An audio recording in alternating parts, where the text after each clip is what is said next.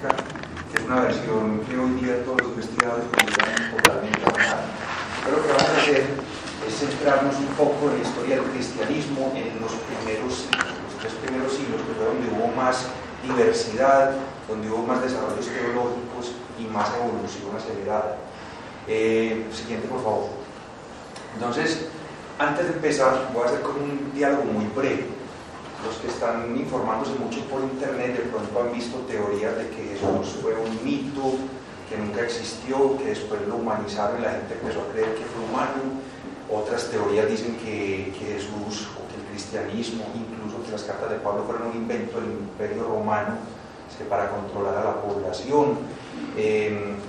Ha habido teorías que dicen que Jesús y el cristianismo en general fue un diseño hecho adrede para controlar a las masas en el Imperio Greco-Romano. También se dice, por ejemplo, que la Biblia se creó en el Concilio de Nicea, que Constantino de Beoda son estos libros y estos y esos quedaron. Entonces vamos a tratar esos tópicos brevemente. Siguiente, por favor. Voy a empezar con una analogía un poco anti-israeliana, por así decirlo, las personas que creen en extraterrestres y que nos diseñaron. La pregunta es, ¿fueron los seres humanos creados por extraterrestres? Si ustedes miran la información raeliana, hablan de que los Elohim en realidad eran extraterrestres y que nos crearon, que fuimos diseñados genéticamente por ellos, y un montón de dogmas religiosos, pues de esa religión de nueva era mezclada con extraterrestres. Pero cuando nosotros vamos a la evidencia real, vamos a los fósiles, encontramos, por ejemplo, que los fósiles de homínidos existen desde hace unos 4 millones de años y hay un desarrollo gradual del cerebro, lentamente, 4 millones de años del proceso. Los seres humanos tenemos órganos vestigiales, o sea, tenemos órganos que, por ejemplo, que o nos sirven para generarnos problemas como las muelas del juicio, ¿cierto? Las cordales, que nos la tienen que sacar porque ya no nos cabe en la mandíbula, o el apéndice, que sirve nada más para que nos muramos, o por ejemplo que la uretra pase a través de la próstata y que cuando somos viejos se nos inflama la próstata, nos corta la salida de la orina y uno de cada 3 hombres, mire a cualquiera al lado suyo, al lado uno de ustedes 3 va a tener eso en la vejez. Es una enfermedad potencialmente letal que de todas formas implica cirugía. Entonces, tenemos órganos vestigiales, hay dentro de nuestro ADN retrovirus endógenos, o sea, infecciones virales que se inscribieron en el ADN de nuestros ancestros y las compartimos con chimpancés, gorilas, bonobos y demás simios. Dentro de nuestro ADN también hay ADN basura, ADN que no codifica ninguna proteína, no sirve para nada. Cuando miramos los cladogramas, o sea, la clasificación de los seres vivos de acuerdo al ADN, de acuerdo a la secuencia de proteínas, de acuerdo a la anatomía comparada, todo cuadra en un mismo árbol evolutivo. Entonces todo cuadra, los errores de diseño que tenemos, por ejemplo nuestra columna vertebral que es tan proclive a daños porque en realidad nuestros ancestros fueron cuadrúpedos. La columna vertebral está diseñada para sostener el peso en 4 patas, no en 2, y por eso nosotros tenemos tantos problemas lumbares. Entonces, si miramos eso, si realmente somos un diseño, somos un pésimo diseño, sobre todo viniendo de seres que llegaron del espacio exterior, ¿cierto? O que se demoraron 4 millones de años diseñándonos. Pues, obviamente, toda la evidencia refuta que seamos diseños extraterrestres. Siguiente, por favor. Con el cristianismo y las versiones, esas versiones, por así llamarlas, conspiranoicas, de que Jesús no existió, o de que Pablo no existió y fue un invento del Imperio Romano, ocurre algo parecido. Cuando nosotros nos vamos a los datos históricos duros, o sea, el contexto sociocultural, vamos a ver que el cristianismo, a diferencia de esos que dicen que no, que es que el cristianismo es una copia de los misterios de Mitra, o que es una copia de la religión de Osiris en Egipto, o que eso, todos se lo copiaron a Krishna, a Asclepio. Cuando miramos realmente el contexto sociocultural de Judea en el siglo I, vamos a notar una cosa totalmente distinta. El cristianismo encaja perfecta como una ficha de estas de Lego, que encaja perfecto en el contexto. No tiene nada que ver con Isis, Osiris, Mitra, Asclepio, Dionisos y todos los dioses mistéricos. Obviamente, como el judaísmo y la región de Judea estaban dominadas por el Imperio Romano en esa época, obviamente hubo contaminación de algunos mitos, pero todo el cristianismo encaja, lo vamos a ver posteriormente. Aparte de eso, hay fallos proféticos ¿Qué sentido tiene decir que las historias de Jesús fueran diseñadas para convencer a la gente en el siglo II, en el siglo III, y lo ponen a decir que el ciclo, que el fin del mundo iba a ocurrir a la generación que lo estaba escuchando en el siglo I? Eso sería un disparate completo, porque quería simplemente poner a Jesús a decir una falsa profecía que realmente la dijo, y que si miramos la historia inicial del cristianismo, gastaron mucho tiempo tratando de reinterpretar las palabras de Jesús, y al final la solución fue que hasta ahora todo el mundo está esperando que todavía regrese Jesús, a pesar de que debía ser en el siglo I. Hay contradicciones entre los libros, las más famosas, la contradicción entre los relatos de la resurrección. Todos son distintos entre sí. Si hubiera sido diseñado, hubiera habido más armonía. Dentro de los mismos textos también hay contradicciones. Uno puede notar eso, por ejemplo, en los Hechos de los Apóstoles, cómo se le pone a decir a Pedro cosas que son realmente la doctrina de Pablo y viceversa, y tratan de compaginar. No, ellos eran muy queridos, pero cuando uno mira las cartas de Pablo, uno ve que la pelea entre Pablo y Pedro fue muy visceral, muy fuerte. Ahora vamos a ver por qué fue. La preservación de material inconveniente. Por ejemplo, si Jesús iba a ser Dios, el Hijo de Dios, y lo iban a diseñar para controlar a las masas, ¿por qué lo pusieron a bautizarse por el perdón de los pecados como Juan el Bautista? O sea, uno se bautizaba si necesitaba quitarse pecados. ¿Cómo es que Dios iba a tener pecados? Eso es un error. ¿Qué más problemas hay? Porque en algunas partes dicen que es que Jesús estaba loco, que fueron los familiares de Jesús a buscarlo y diciendo que es que no, es que él está fuera de sí, decir que el Hijo de Dios está loco. Cosas de ese estilo muestran que se conservó material tradicional que chocaba la enseñanza cristiana. En muchas historias cristianas se ve que los escribas tuvieron que pulir cosas que les pareció horrible. En una sanación de un enfermo, se le acerca y le pide el enfermo a Jesús que lo sane, y Jesús le da ira, y él dice, le da ira y lo cura. Y en las traducciones posteriores ponen la ira y dicen, no, se compadeció porque le dio ira. Entonces todos esos materiales van en contra de un diseño preciso. Si miramos la evolución teológica, que vamos a ver a lo largo de esta charla, y la multiplicidad de textos, la disparidad de visiones que había en el siglo I sobre lo que era el cristianismo, vamos a ver que eso no fue un diseño deliberado, fue un diseño cultural, evolutivo por sus propios medios, por sus propias influencias, y eso es lo que vamos a tratar en esta charla. O sea, al igual que la evidencia real demuestra que nosotros no somos un diseño extraterrestre, la evidencia histórica demuestra que el cristianismo no fue una religión inventada por el emperador romano o por algunos obispos específicos. Siguiente, por favor. Entonces, para entender cómo encaja de bien el cristianismo en el judaísmo que lo engendró, pues tenemos que entender un poquito el contexto judaico del siglo I. En el siglo I había 5 millones de judíos, un poco más, un poco menos. 3 millones de ellos vivían en Judea y el resto estaba en la diáspora. La gente cree que los judíos salieron de Jerusalén cuando destruyeron el templo, y eso es un error.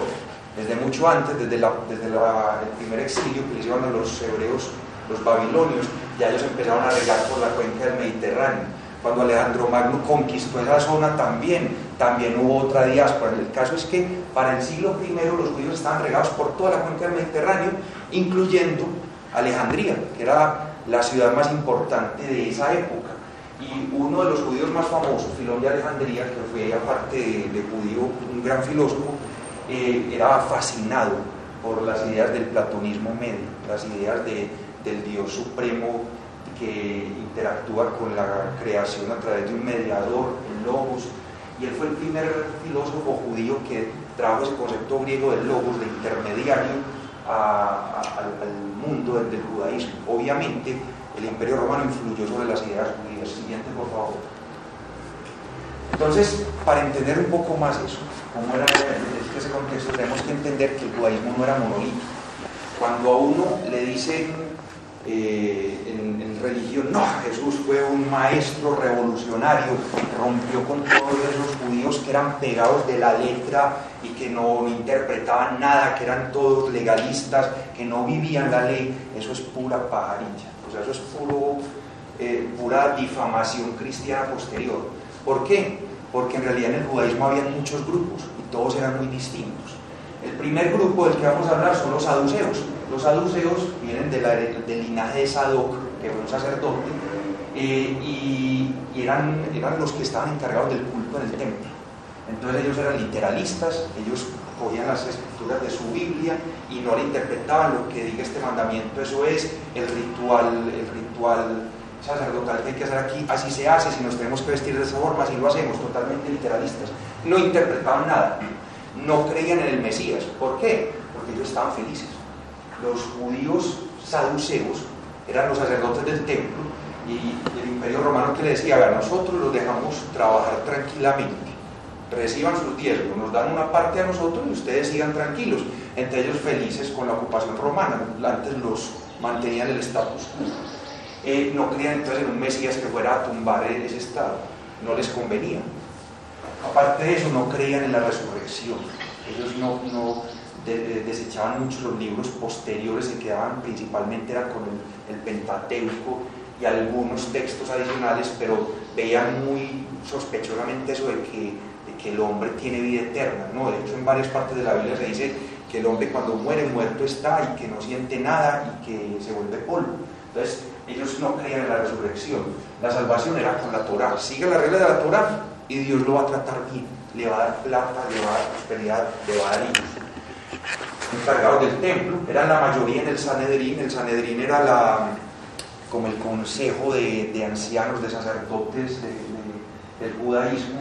Estaba el sumo sacerdote y los demás de su séquito, por así decirlo, y ellos eran los que tomaban como las decisiones cultuales y también algunas decisiones administrativas a través del gobernador romano del turno que hubiera.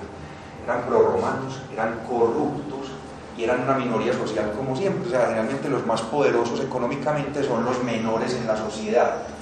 Obviamente ellos fueron los que instauraron la costumbre del diezmo. Todo lo que usted produzca al año, usted debe sacar la 10ª parte para nosotros. Y eso pues todavía se sigue incluso en las religiones cristianas. Siguiente, por favor. Había otro grupo, y este es el grupo que más desprecian los cristianos por la forma como están representados en el Nuevo Testamento, los fariseos. Según la visión que tenemos los cristianos, por lo que nos meten en catequesis, los fariseos eran unas tapias que no veían al Mesías, no interpretaban nada, eran pegados de la ley, y eso en realidad es falso. Los fariseos eran personas muy éticas. La palabra fariseo, farishim, eso es en hebreo, en griego se traduce cátaros, eran puros o separados. ¿Por qué? Porque ellos se separaron del culto al templo. O sea, ellos iban al templo, iban al culto, pero ellos querían separarse teológicamente de la clase sacerdotal, de los saduceos, porque ellos reconocían que los saduceos estaban corruptos y estos no. Eran la mayoría del pueblo, clases medias y bajas eran los fariseos. En el Sanedrín les daban el espacio, tenían voz, pero no servía para nada. Literalmente la mayoría de los del Sanedrín eran saduceos poderosos, y uno que otro, por ejemplo Gamaliel, que según la tradición de Hechos de los Apóstoles fue maestro de Pablo, era un fariseo que estaba ahí, los tontos útiles, pues como para darle legitimidad a esa ocupación. Obviamente un fariseo honesto era enemigo de los saduceos, o sea, los repudiaba. ¿Por qué? Obviamente se trataban, pero se trataban pues, con diferencia. ¿Por qué? Porque los fariseos estaban en total contra de la ocupación romana. La tierra de Dios, la tierra prometida, no podía ser de los romanos, era para el pueblo elegido. Que Roma estuviera sacando dinero de allá era una abominación. Entonces ellos estaban en contra de los saduceos porque estaban a favor de la ocupación, y en contra de los romanos porque estaban ocupando la tierra sagrada. ¿Qué pasa? Que dentro de estos individuos fariseos, como eran personas espirituales, a diferencia de lo que nos suelen contar, habían maestros espirituales muy destacados, y empezaron a hacer algo, sobre todo en la diáspora, los que estaban en el helenismo, en las ciudades lejanas del imperio.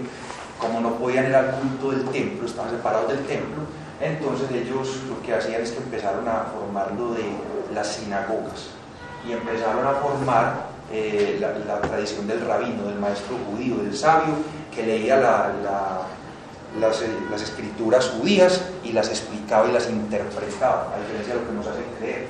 O sea, fue como una especie de democratización del judaísmo. O sea, los rabinos fueron los primeros que empezaron a tomar la letra de la ley y empezar a aplicarla en la vida bien. Siguiente, por favor. Estos fariseos estaban reunidos pues, alrededor de la figura del rabino, del rabí, seguían cobrando el diezmo, pero aquí hubo un choque incluso con los saduceos, porque si estaban fuera de la ciudad, les cobraban el diezmo y lo invertían en su propia comunidad. O sea, estaban en una sinagoga, recibían dinero de los fariseos que iban a la sinagoga y ese dinero lo reinvertían en su comunidad. Entonces eso al templo le fastidió, eso era incómodo para el templo quería todo el dinero para ellos. Ellos creían en la resurrección de los muertos, creían, por ejemplo, en ese relato de Ezequiel, se basaba mucho en el texto de Ezequiel del Valle de los Huesos, y que Ezequiel profetiza y le salen carnes y tendones y resucitan. En esa época ya está empezando a surgir la idea de que de pronto no éramos como animalitos, sino que de pronto resucitábamos. Eran mesiánicos, porque ellos reconocían que la ocupación romana era injusta, eso tenía que cambiar, tenía que llegar un heredero del trono de David para reinstaurar el reino de Israel, y no de Aarón, de la clase sacerdotal, porque ya habíamos visto que la clase sacerdotal era corrupta, entonces se les perdieron la oportunidad. Entonces eran buscadores del fin de la ocupación romana. Siguiente, por favor. Hay otra cosa que a uno le dicen en la catequesis, que cuando se cayó el templo, que fue la catástrofe para todos los judíos, para que vean lo distinto que era, las diferencias de opinión que había entre los judíos, el rabí Akiva dijo, cuando se cayó el templo, un muro de hierro entre Dios y los hombres se cayó, porque ellos reconocían la corrupción que había ahí, reconocían que ese templo estaba volviendo un signo de la ocupación, y cuando se destruyó el templo por los romanos, listo, salimos de la clase sacerdotal, ya nos podemos dedicar a lo importante. Y entonces esto demuestra que los judíos no eran una cosa monolítica, los fariseos no eran una sola casta con una sola idea. Siguiente, por favor. Más contexto histórico de los fariseos. Había dentro de esos intérpretes rabinos, había una situación en la que por cada maestro había un grupo de seguidores, o sea que habían multitudes de grupos de fariseos, cada uno con su respectiva interpretación de la ley. Entonces, de los dos más notorios que quedaron sus tradiciones en el Talmud y en la Mishnah, está el rabí Hillel el anciano, y Shammai. Hillel, según la tradición, padre de Simón, padre de Gamaliel I, que supuestamente, de acuerdo a los Hechos de los Apóstoles, fue el maestro de Pablo. Eso de que Pablo estuvo con Gamaliel, pues se puede pensar, aunque algunos lo dudan. Siguiente, por favor. Para que miren la diferencia, vamos a ver dos posturas sobre la ley interpretadas por Shammai y por Hillel. Shammai decía, la Torá está sobre la vida de las personas. Si usted se enferma en sábado, no lo deben curar, muérase. ¿Por qué? Porque es que esa es la ley de Dios, usted no va a hacer nada en sábado. En cambio, Hillel, ¿qué decía? La Torá es dada para la vida del hombre. Hillel era una persona muy flexible, tenía una visión muy suave del judaísmo y de la ley. Había que interpretarla para el hombre, porque la ley se hizo para el hombre, no el hombre para la ley. Otro punto de vista, Shammai decía, el divorcio es solamente cuando hay adulterio. Si no hay adulterio, no se puede divorciar.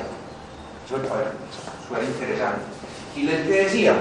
Hillel era una persona que, y esa era la ley del judaísmo, el matrimonio es un contrato, y es un contrato que se basa en el amor. Si se acaba el amor, se rescinde el contrato, usted tiene todo el derecho de divorciarse. ¿Cuándo? Cuando le dé la gana. Tan era así que Hillel decía, si tu mujer te cocina mal, la puedes rechazar, la puedes repudiar, la puedes divorciarte de ella. Para que miren esto, usted empieza a decir, esto yo creo que lo he visto antes. Siguiente, por favor. ¿Qué pasa el cristianismo? Yo creo que ustedes saben esta frase de Jesús, el sábado se hizo para el hombre y no el hombre para el sábado. ¿Suena familiar, sí? O esta, esto de Marcos 2:27, o esta, en Mateo 19.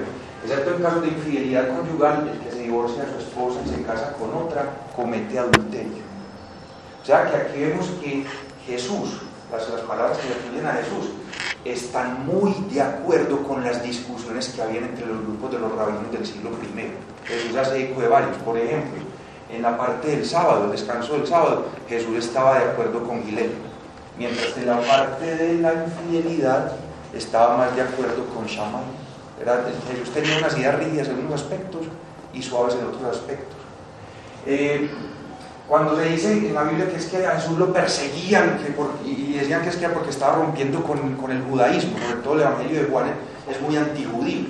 no es porque estuviera rompiendo con el judaísmo, tenía las mismas diferencias y los mismos debates teológicos que había en el judaísmo del siglo I. O sea, Jesús es una figura que encaja perfecto en su contexto sociocultural judío de esa época. Siguiente, por favor.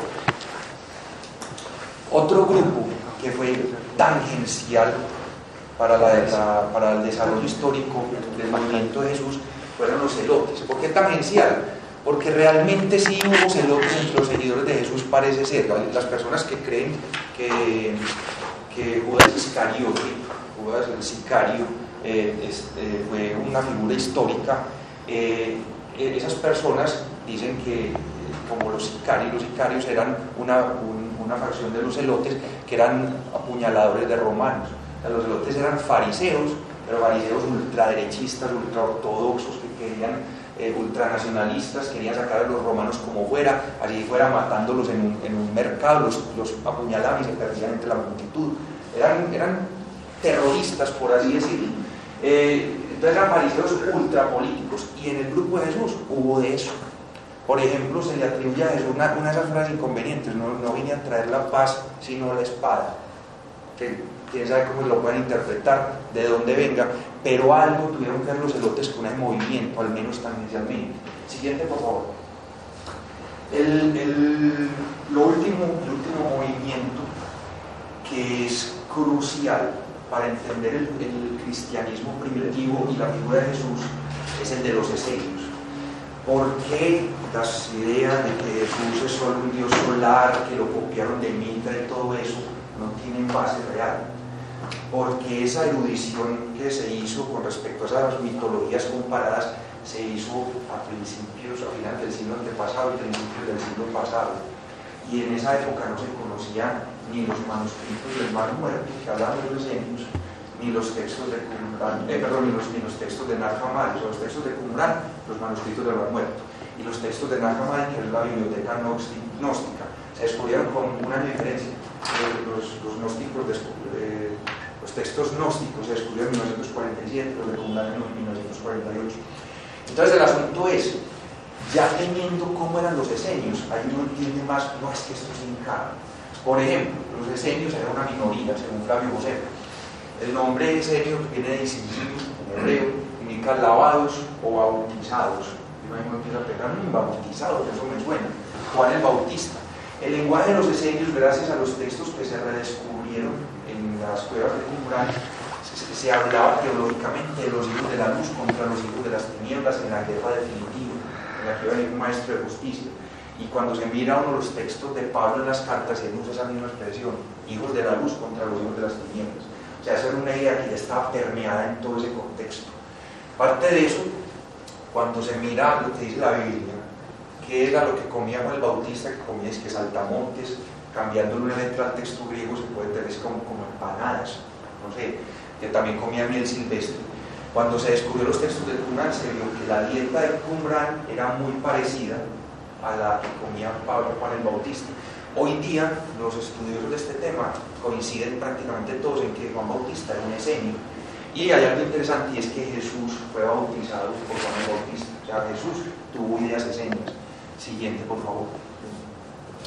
¿Qué ideas tenían estos esenios? Primero, eran pesimistas políticos, porque les tocó ver, el movimiento esenio surgió después de que se acabó la revuelta de los macabeos y después de que el Imperio Romano volvió a dominar esa zona. Entonces ellos, no, aquí no hay nada que hacer, ningún movimiento político, militar va a recuperar la tierra prometida, sentémonos a esperar que venga Dios y arregle estas cosas. Ellos esperaban un Mesías por las nubes, que iba a bajar, una figura espiritual. Eso también suena muy familiar, pero esa idea es 50, 100 años antes de Cristo, ya estaba ya en el contexto judío, que iba a venir un Mesías que iba a ayudar a arreglar y a restaurar toda esta situación del mundo, el mal que hay en el mundo. Eran más ortodoxos que los saduceos. ¿En qué sentido? Que tenían dietas más estrictas, tenían rituales de lavado más extremos, se mantenían separados en lo posible, aislados en sus monasterios por allá en el desierto, porque ellos decían: vea, no podemos encontrar a Dios en el templo se corrompió. ¿Dónde vamos a buscar a Dios? Como hizo Moisés, que recibió la ley en el desierto. el monte Sinaí, nosotros tenemos que ir al desierto a recibir la palabra de Dios, y se alejaron.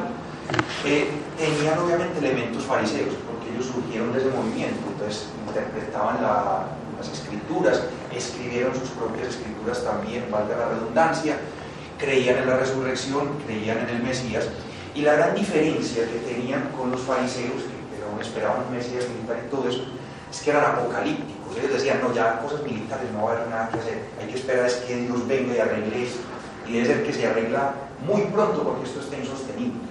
Siguiente, por favor. Entonces ellos esperaban una batalla final inminente en Armagedón. Eso era un monte que, por ejemplo, los testigos de Jehová hablan mucho del Armagedón en el Apocalipsis. Es esa zona, iba a ser la guerra final. Y cuando nosotros pensamos en frases que dijo Jesús como no pasará esta generación antes de que pasen estas cosas, cuando él predice catástrofe, guerras, que se va a caer las estrellas, que el sol y la luna se van a apagar, y él dice al final no va a pasar esta generación antes de que todo esto ocurra. Esa idea es una idea de seña, creer que el fin es inminente, que ya se va a acabar todo, que ya viene todo.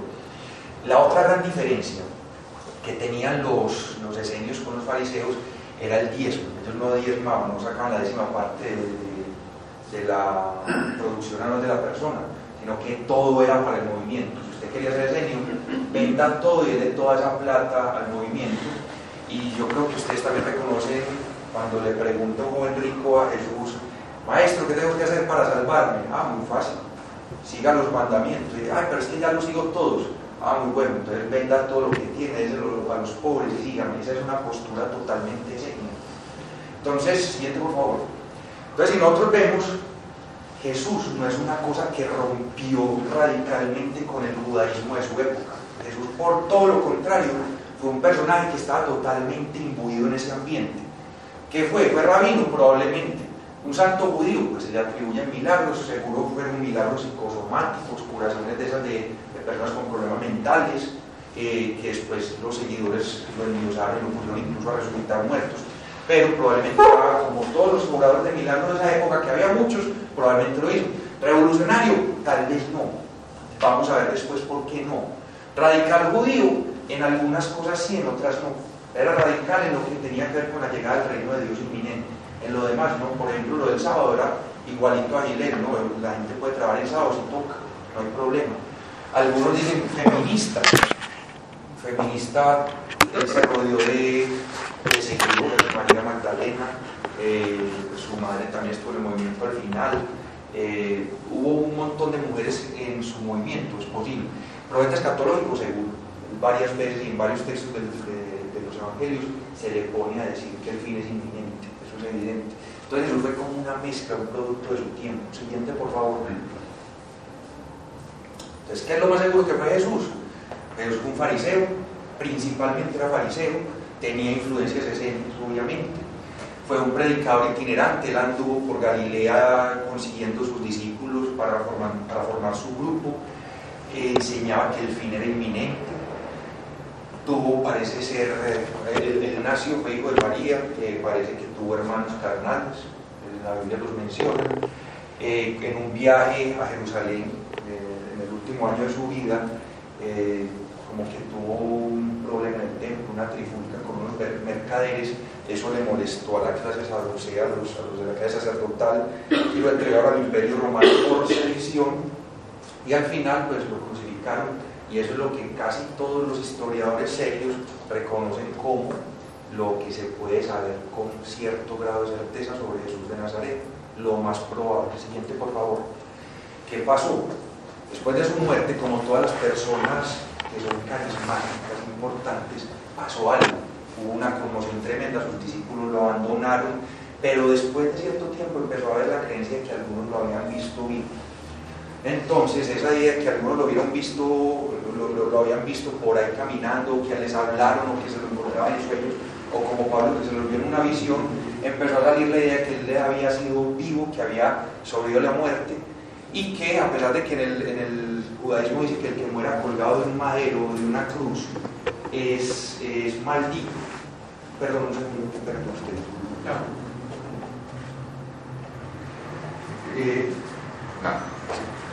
Gracias, mamá. Entonces, Dice en el Antiguo Testamento, como dice que el que muera con un madero es maldito, eso generó una sensación horrible en sus seguidores, como que Dios rechazó a Jesús, porque lo mató como es maldito. Entonces empezó una reinterpretación, no, él no pudo haber muerto así, si lo estamos viendo vivo es porque sobrevivió, Dios de alguna forma lo salvó, lo eligió, porque ahora lo estamos viendo, así sea alucinando, y entonces empezó una reinterpretación de su figura y una mitificación. ¿Qué pasó? Jesús dejó un montón de rellenos de vacíos en su enseñanza. ¿Cómo sabemos eso? Porque hubo unos problemas graves entre varias facciones de sus seguidores después sobre qué se debía hacer con respecto a ciertas personas. Una muy especial, que es la que nos va a introducir en todo este desarrollo, qué hacer con los paganos que quieren volverse cristianos. Eso es una cuestión candentísima en el cristianismo primitivo, lo vamos a ver después. Entonces, ¿qué pasa? Hubo rellenos que había que reelaborar, se generaron divergencias entre sus seguidores por esas ambigüedades. Algunos reinterpretaron su fracaso, murió en la cruz, pero ¿fue por qué? No, es que de pronto es que iba a ser un sacrificio por todos los pecados de la humanidad, y empezaron a sacar ideas de ese estilo. En lo que sí vamos a ver en el siglo I y en el siglo II y hasta el tercero es que va a haber una diversidad de cristianismo muy grandes. Por esa diversidad y las peleas que habían entre ellos empezaron a surgir escritos, primero cartas, después empezaron a salir evangelios, relatos de hechos que eran como novelas de lo que pasaban los primeros cristianos, apocalipsis, porque ellos también creían que el fin era inminente, y lo que pasó después es que cada grupo empezó a escoger sus propias escrituras sagradas y salieron los cánones. Siguiente, por favor. Entonces vamos a hablar de 4 grupos de cristianos. Ya hablamos de los grupos principales de judíos que habían. Ahora vamos a hablar de qué pasó después de que Jesús murió, qué pasó con los seguidores judíos de Jesús, porque Jesús fue judío y no vino a fundar ninguna religión. Jesús creía que el fin era inminente, entonces ¿para qué iba a formar una iglesia? No tenía sentido. Si llega a venir Dios a arreglar todo, ¿para qué armar una iglesia? Jesús no quiso formar una iglesia. Entonces, ¿qué pasó? Había 4 grupos principales: los judíos ebionitas, los marcionitas, que eran antijudíos, los cristianos gnósticos y los protoortodoxos. Dentro de todos ellos habían subdivisiones, pero como eso es tan complejo, tan extenso, pues vamos a dar como una visión muy a vuelo en pájaro de cada uno de ellos. Siguiente, por favor. Entonces, lo que les estaba diciendo ahora, la pregunta crucial para la primera división grande que hubo en el cristianismo es: ¿qué vamos a hacer con los paganos? ¿Los paganos se pueden salvar? ¿Será que ellos sí pueden seguir siendo cristianos? Ya lo ha pasado. Se fue. Ya se protege. No, el sensor se protege cuando se recalienta y descansa un poquito y puede iniciar. No, hay que esperar, espérate que se fríe. Se enfríe, empieza otra vez a... Los israelíes que desenterraron un cráneo de un judío típico del siglo I en Jerusalén, una cosa común. Y entonces lo cogieron, lo reconstruyeron. Apagamos un momentico del tema para que descanse. Lo cogieron, lo reconstruyeron y le pusieron piel encima con unas técnicas forenses, y entonces lo más probable es que Jesús de Nazaret fuera muy parecido a él, porque Jesús no era ario, no era rubio, no era muy azul, no era nada de eso, era un judío común y corriente. Probablemente Jesús era así. Qué decepción para los creyentes, pero sobre todo con el retrato de Jesucristo hecho por Miguel Ángel. sí. Una diferencia tremenda, güey. No recuerdo bien el nombre de ese pintor, pero era aprendiz de Miguel Ángel y muchos historiadores dicen que también eran amantes. Tommaso Cavalieri. Pues, muchos historiadores, no hay algo concreto que diga, pero sí había una familiaridad muy cercana entre ellos. Entonces se mandaban dibujos entre sí. Recientemente hay dibujos hechos que le entregaron, que creyeron que eran de Miguel Ángel, pero no, eran de Tommaso, y que eran regalos personales. Entonces vamos a continuar entre 15 segundos, 14, 13.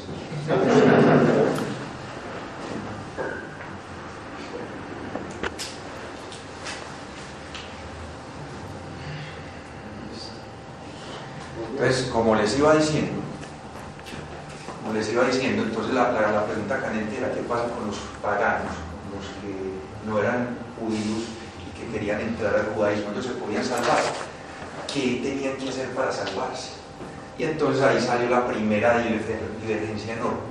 Los primeros seguidores de Jesús eran judíos, creían en el judaísmo. Jesús seguía las leyes judías, incluyendo las leyes dietéticas, las leyes rituales, la circuncisión. Entonces, pero esos primeros judíos dijeron: no, si hay cristianos, si hay personas que quieren llegar al cristianismo a través desde el paganismo, claro, háganse judíos y se vuelven cristianos, circuncídense, no trabajen los sábados, no coman alimentos impuros. Y eso en el helenismo, pues la palabra circuncisión, eso era pues la barbarie más grande. De hecho, yo sigo pensando también que es una barbarie. Pero el caso es que para los judíos, para los helenos, para los griegos, los grecorromanos, eso era una costumbre horrible. Cortarse una parte del pene, el prepucio, era horroroso. Pablo, un poco más inteligente, dijo: no, eso no es así. ¿Por qué? Porque es que Cristo murió para salvarnos a nosotros a través de un sacrificio, y ya no se necesitan más sacrificios.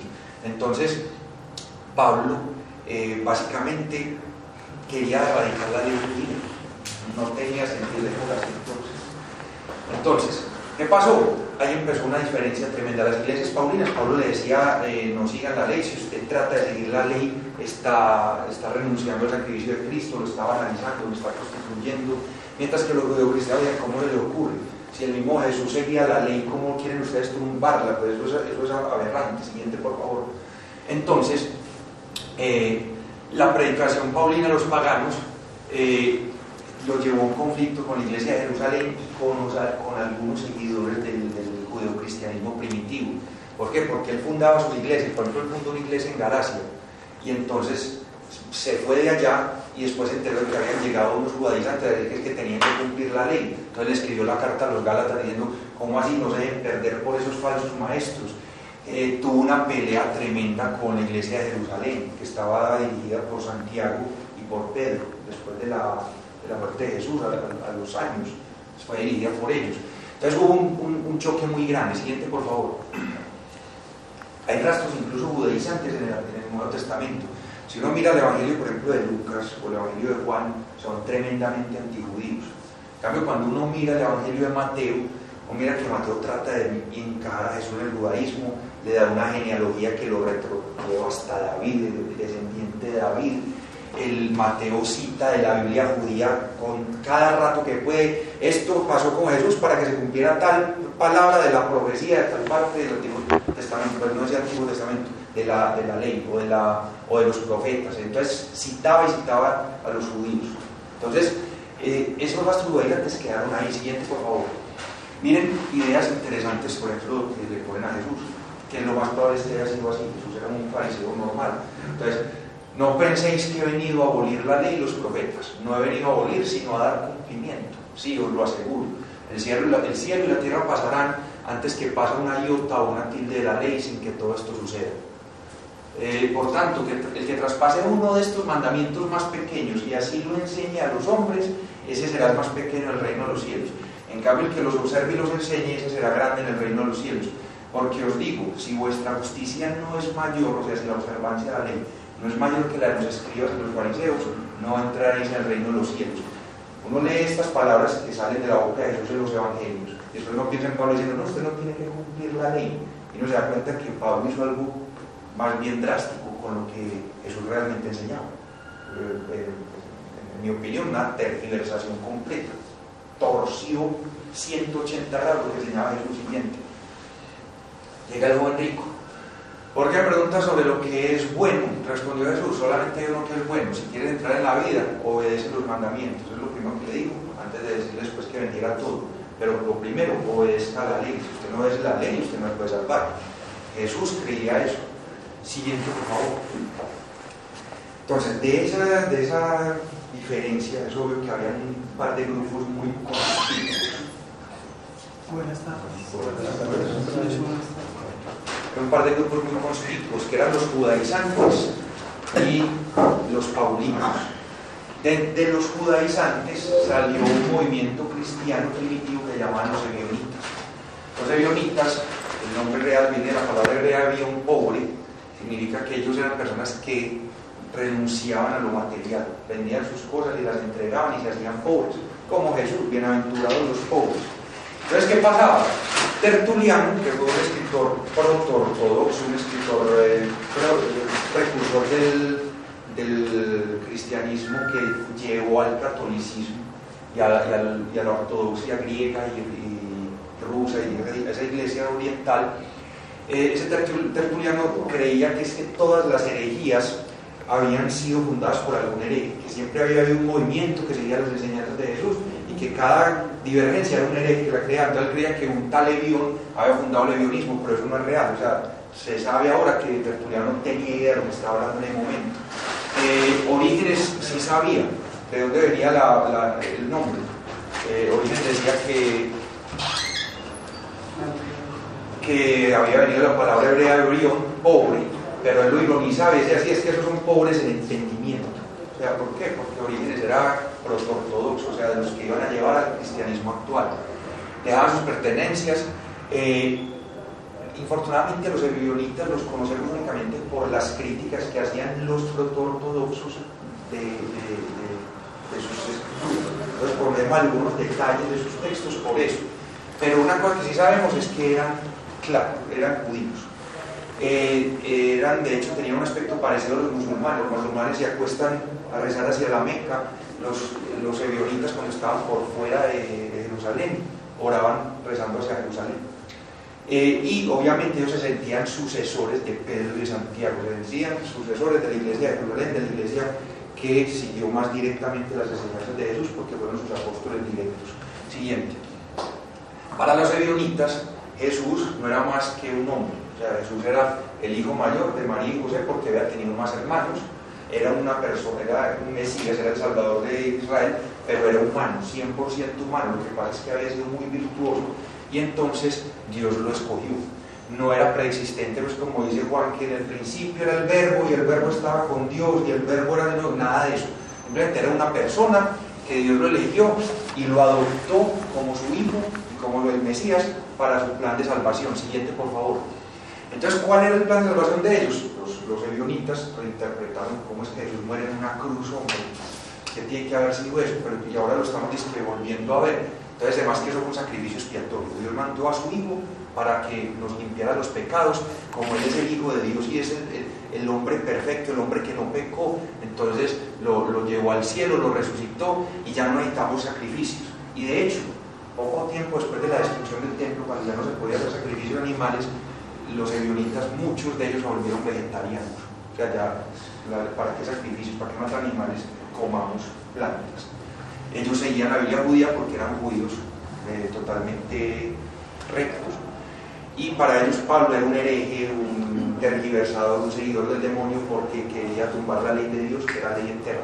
¿Se fue en el segundo siglo o en el primer siglo? Primero y segundo. Pues eso siguió mucho tiempo, pero ebionitas se empezaron en el siglo primero, siguiente. Textos que seguían los ebionitas, ellos tenían la Biblia judía porque eran judíos, tenían una versión del Evangelio de Mateo. El Evangelio de Mateo, todos los estudiosos bíblicos actuales saben que se escribe en griego, ¿cierto? Por judíos helenizantes, pero cristianos lo escribieron en griego. Entonces lo que tenían los ebionitas era una traducción del griego al arameo. No es como la gente cree, no, es que el Evangelio original fue en arameo, no.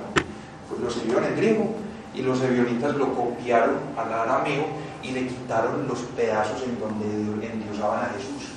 O sea, ellos no lo ponían como el logo, no lo ponían como Dios, que me ve mío, pues cosas de ese estilo. Todas las partes donde ponían a los hechos milagrosos, que Jesús nació porque el Espíritu Santo fecundó una virgen, para ellos todo eso era superstición. Entonces los dos primeros capítulos de Mateo los quitaron tranquilitos, porque para ellos era Jesús, era un hombre normal, un silvestre.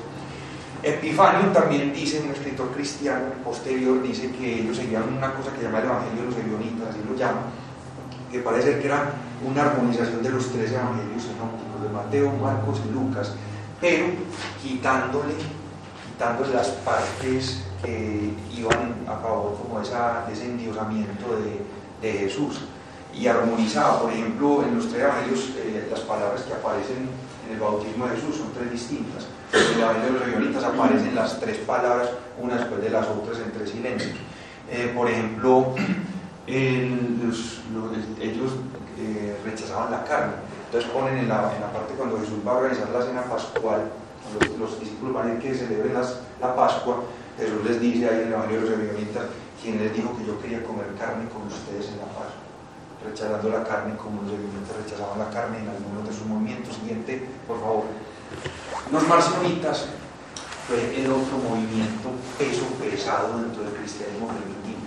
Y los anteriores, los Gibeonitas, son las dos únicas tumbas que tenemos claramente: Santiago de Compostela y lo de Pedro en Roma. No hay tumbas de los otros. No sabemos bien eso, porque hay un detalle, es que lo de las tumbas de Pedro en Roma, eso siempre es su duda, porque es que esos relatos que aquí está la tumba de Pedro, aquí está la casa de donde criaron a Jesús. No me acuerdo de esos relatos que se fue de Jerusalén hasta Lyon en Francia, creo que fue unos relatos. Recuerden la temática, que apenas terminemos ahí pasamos a las preguntas. Bueno, por favor. Entonces ahorita conversamos de eso, si les parece. Entonces, los marcionitas, ¿qué eran? Eran lo opuesto a los gibeonitas. Eran cristianos totalmente antijudíos.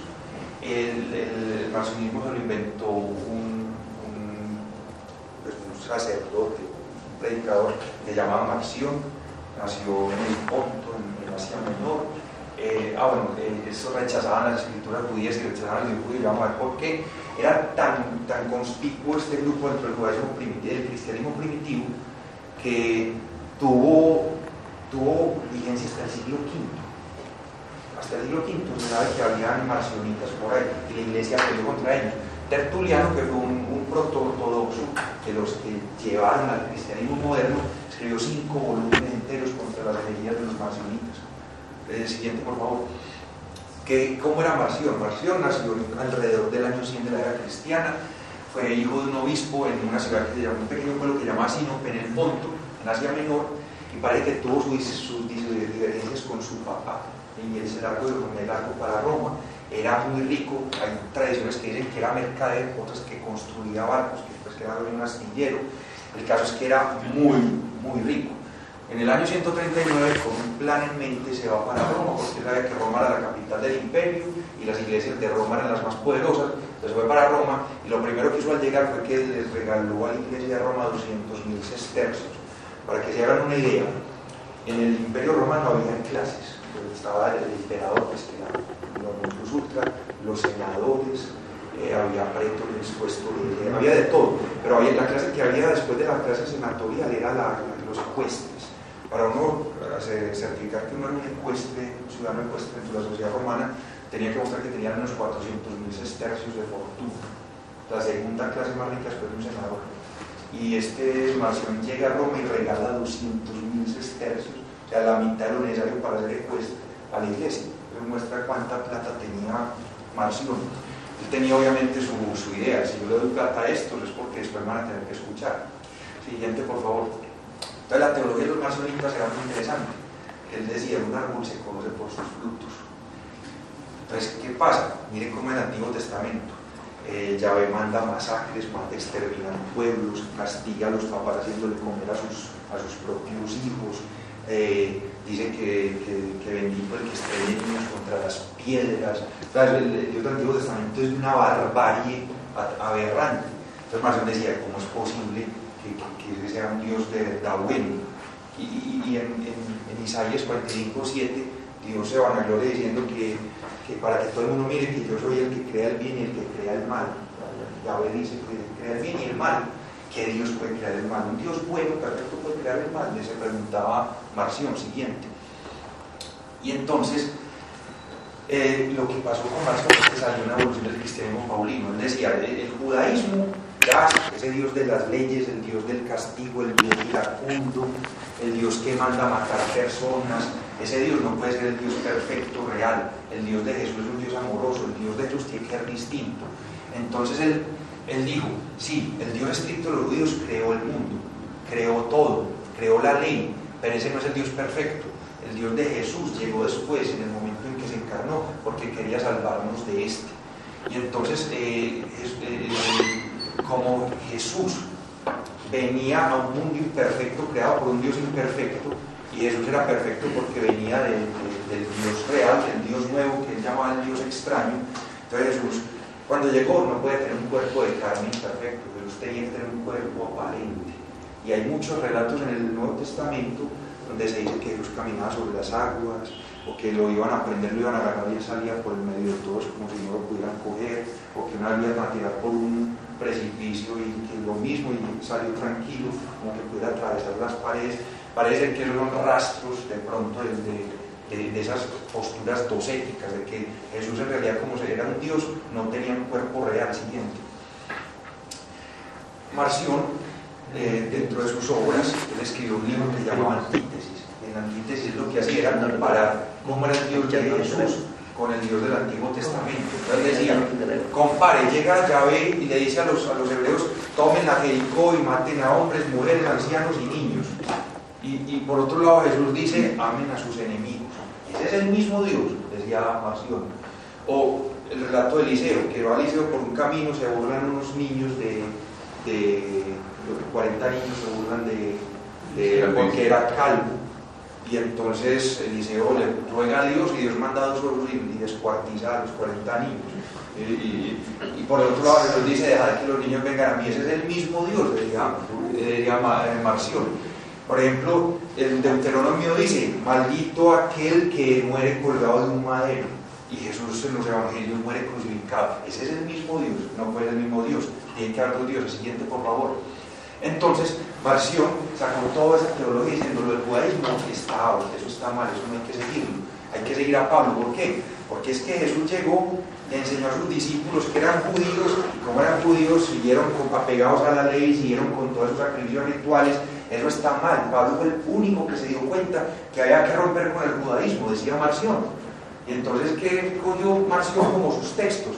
Las epístolas paulinas, excepto la primera y la segunda carta de Timoteo y la de Tito, que esas se llaman en el estudio bíblico, se llaman las epístolas pastorales, porque dicen cómo se debe organizar la iglesia, cómo se deben ser los obispos, cómo deben ser los presbíteros, que el obispo solamente debe tener una esposa y todas esas cosas. Pero ¿qué pasa? Parece que Marción no la escribió porque de hecho cuando Pablo murió todavía no había estructura episcopal en las iglesias, no había obispos. Por eso las iglesias paulinas que él fundó eran neumáticas, espirituales, o sea que recibían dones del Espíritu Santo. Este recibía el don de lenguas, este el don de profecía, aquel el don de interpretación, aquel el don de enseñanza, y entre todos con los dones del Espíritu Santo se iba yendo la iglesia, todos muy horizontales. Esa estructura jerárquica que tenemos diáconos, los diáconos son mandados por un presbítero, o sea un anciano o un cura, y que los curas tienen que ser gobernados por un supervisor episcopos o un obispo. Todo eso es posterior a la iglesia paulina. Entonces se sabe hoy día que Timoteo, unos libros de Timoteo y Tito son cartas definitivamente falsas. Esas no las escribió Pablo, las escribió un discípulo de Pablo muchas décadas después, haciéndose pasar por Pablo para darle autoridad a la estructura jerárquica de la protoortodoxia que estaba surgiendo. ¿Qué más tenía Marción? El Evangelio de Lucas, que curiosamente Lucas es el evangelio más cercano a la teología de Pablo, pero obviamente quitándole todo lo que tenía que ver con el judaísmo, quitándole las profecías, y diciendo que todo lo que rompiera con el judaísmo, ese era el Evangelio de Lucas que tomó Marción. Siguiente, por favor. ¿Qué pasó después con el marcionismo? Pues Marción, pues los 200.000 sestercios que regaló no eran gratis, y él llegó, llamó a todos los presbíteros y al obispo de Roma y dijo, venga, les tengo un mensaje, este es el verdadero cristianismo. Y pues, como obviamente en Roma muchos de los cristianos tenían herencia judía, pues, ¿cómo se le ocurre decir que el judaísmo y que la ley de Dios eterna es de un Dios malo, que hay 2 dioses? ¿Usted quién se cree? Lo sacaron de Roma, salió fracasado, volvió a Asia Menor, pero en Asia Menor sí tuvo muy buena acogida, fundó iglesias, las iglesias fundaban predicadores y fundaban nuevas iglesias, y el caso es que en muchas zonas del Imperio Romano, cuando había llegado a un sitio donde eran cristianos, la probabilidad más alta es que fuera una iglesia marcionita. Eso fue un movimiento que duró 5 siglos, más o menos, hasta el siglo V todavía se tienen noticias de él. Siguiente.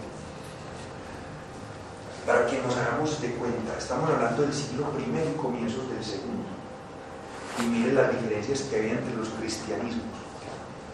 Los ebionitas, que eran, lo más probable eran los herederos de los primeros seguidores de Jesús, eran totalmente judíos, mientras que los marcionitas rechazaban por completo el judaísmo, lo rechazaban, pero lo odiaban.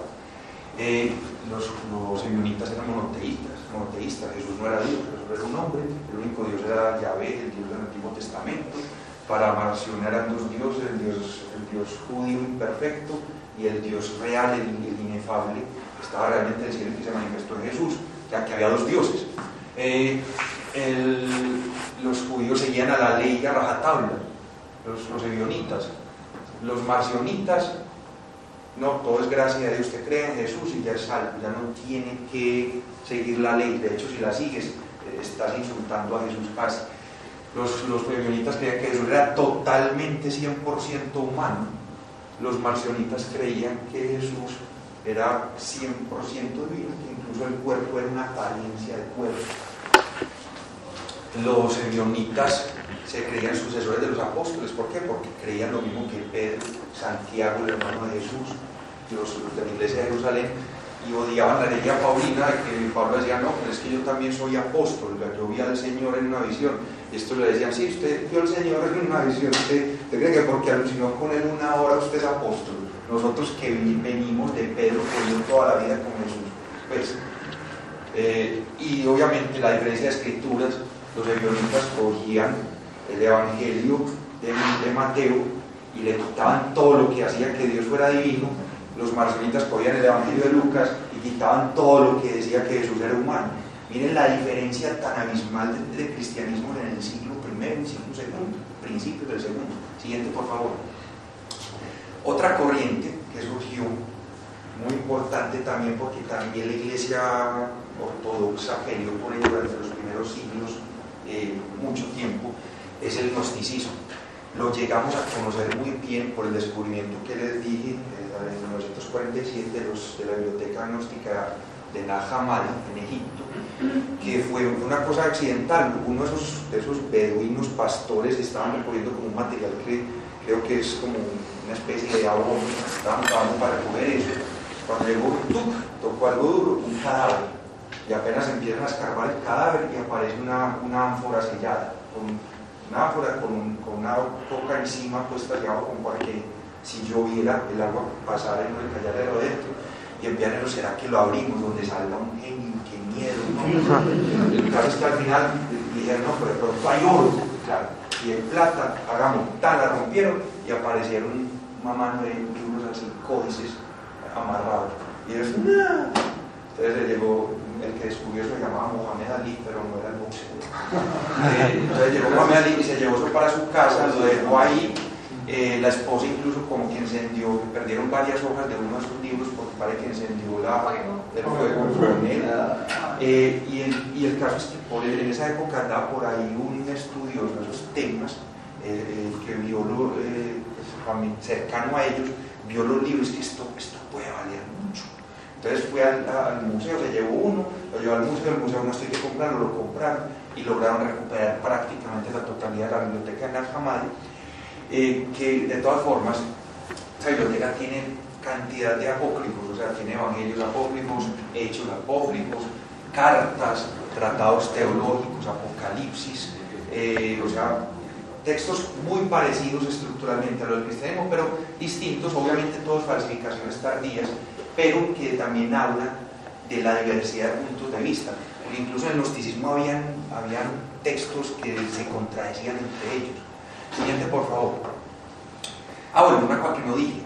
La interpretación de los textos es muy compleja, porque es una interpretación iniciática. Si usted no estaba en el contexto del gnosticismo y no sabía lo mínimo, usted cogía el libro y lo empezaba a leer y no entendía nada. Una cosa totalmente enredada. Entonces, la pregunta es, ¿qué es entonces el gnosticismo? ¿Cómo surgió eso?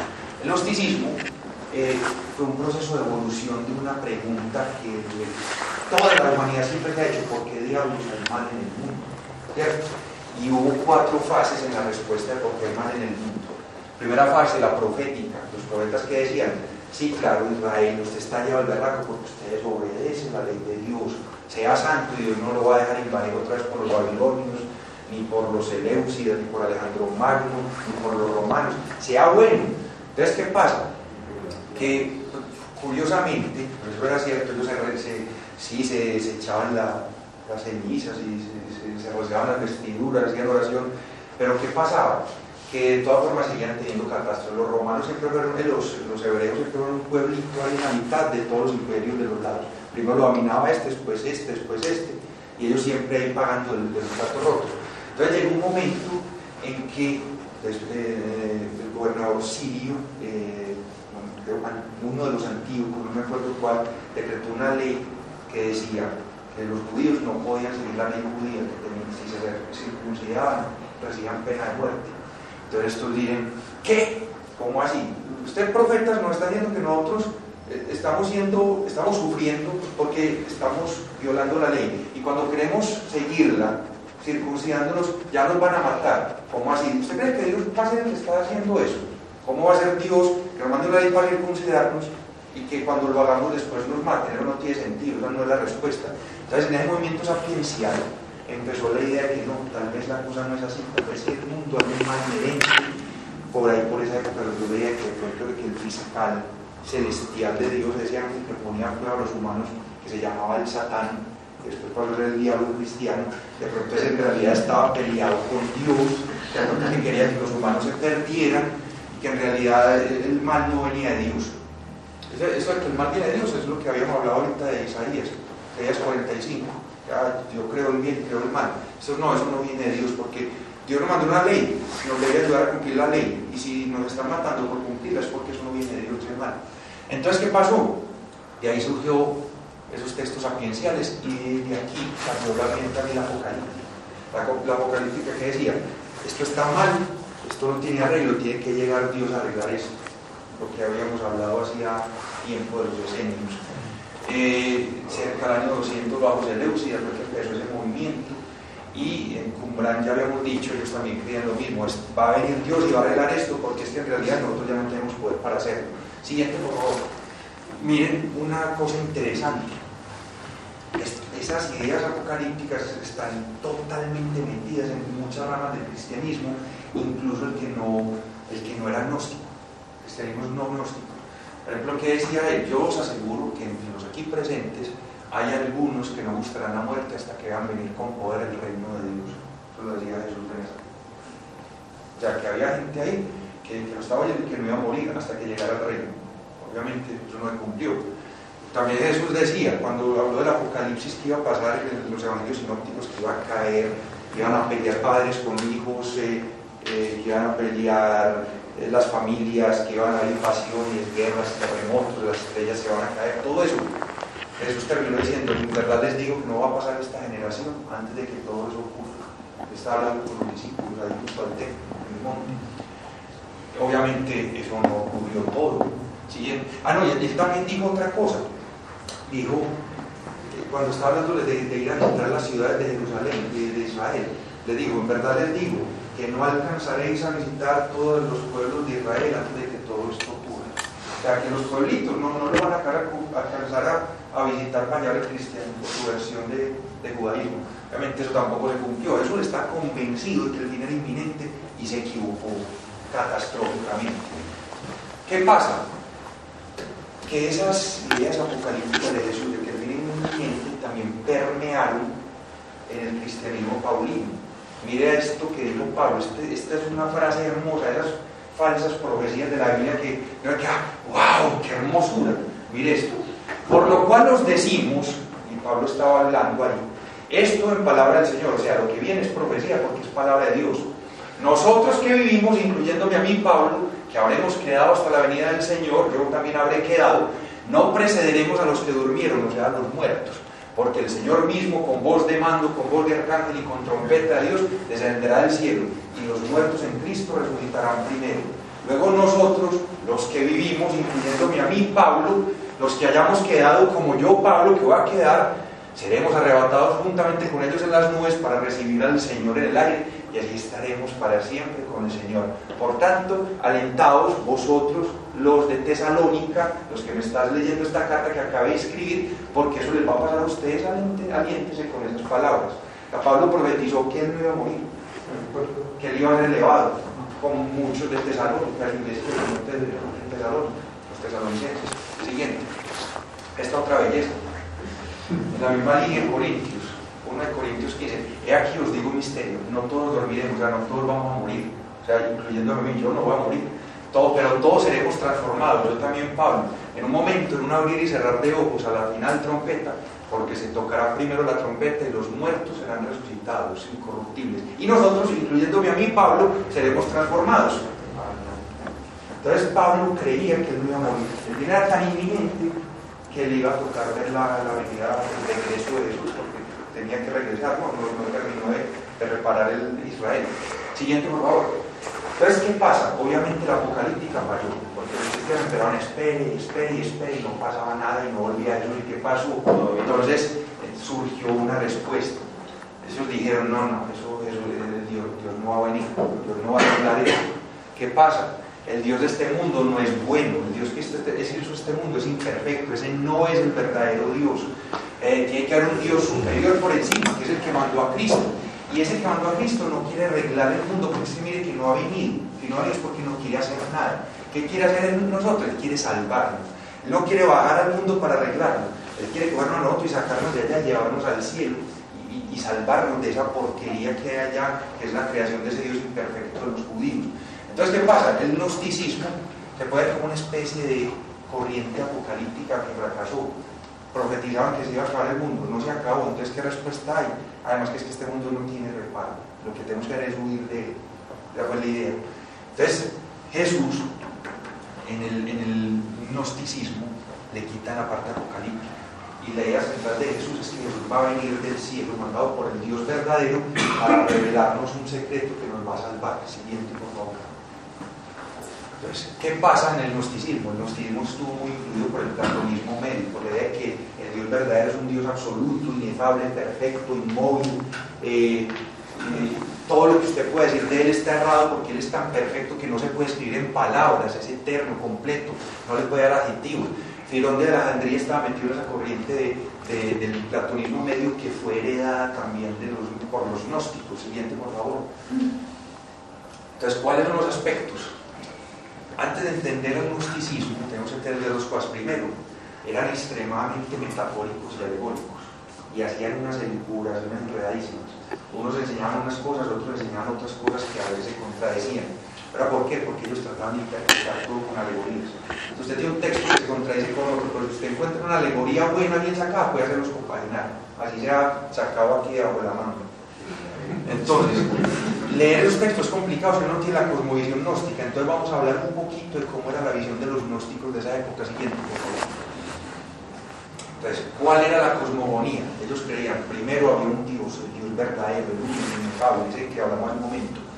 Pero ese Dios es perfecto, y ese Dios piensa, ese Dios es sabio, ese Dios es eterno, y las características de Dios, si son características de un Dios perfecto, tienen que ser perfectas, y las cosas perfectas tienen que existir.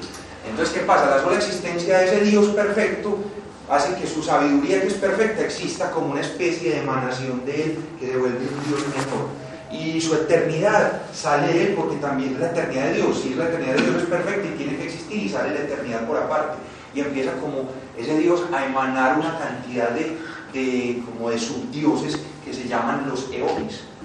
La sabiduría de Dios, la vida de Dios, el silencio de Dios, la palabra de Dios o logos. Entonces, ese Dios como un protozoario que saca tentáculos y empieza a salir esos dioses, y esa cantidad de Dios se llama la plenitud de Dios o el pleroma. Son dioses que surgen por el solo hecho de que Dios es perfecto, que empieza a emanar su perfección por todos lados y empieza a crear dioses. Uno de esos dioses se le llama Sofía, la sabiduría. Parece ser que en los mitos gnósticos comete un pecado, o se equivoca, o mete la pata de alguna forma. Los diversos textos tienen ideas contrarias, pero parece ser que Sofía decide crear ella misma, emanar a Baal sin su compañero dual para para emanarlo perfectamente.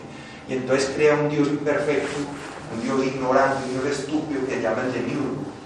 En algunos textos gnósticos el Demiurgo lo llaman Yaldabaoth, pero lo identifican con Yahvé, el de los judíos. Entonces ese Yaldabaoth es ciego, es estúpido, sordo, ignorante, no sabe que encima de él hay un pleroma de dioses y más arriba de él está el Dios verdadero, sino que él cree, yo existo, yo soy el único Dios, yo soy poderoso, y entonces empieza a crear divinidades, empieza a crear fuerzas cósmicas, potentados, espíritus, ángeles, y crea el mundo material. Y entonces, ¿qué pasa? Siguiente, por favor. Parece ser que en uno de esos mitos Dios ve lo que pasó, ve que la sabiduría se arrepiente y entonces decide reivindicarla, entonces la logra salvar, y ve el Demiurgo, y el Demiurgo está empezando a insuflar, a crear seres, y entonces él lo engaña para que a través de la chispa divina que recibió Yaldabaoth de Sofía, y Sofía del Dios verdadero envía chispas a algunos de los seres que crea con materia. Entonces, devolvemos un momentico una, por favor. Entonces, ¿qué pasa? La materia encarcela la chispa divina. Siguiente dos, por favor. Entonces, ¿qué pasa? Que desde la cosmogonía gnóstica es una cosa súper elaborada, o sea, los textos son mucho más enredados, pero la idea es que hay una explicación de por qué un Dios perfecto puede crear algo malo, y es que él no lo creó directamente, sino que fue un error de las cosas que se crearon. Eso no explica nada, pero es la subteología.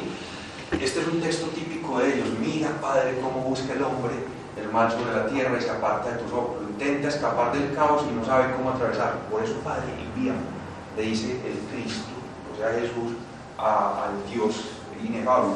Descenderé en posesión de los sellos, pasaré a través de todos los eones. O sea, tenía que darle como un sello, tenía que engañar a cada uno de sus dioses para poder llegar hasta abajo.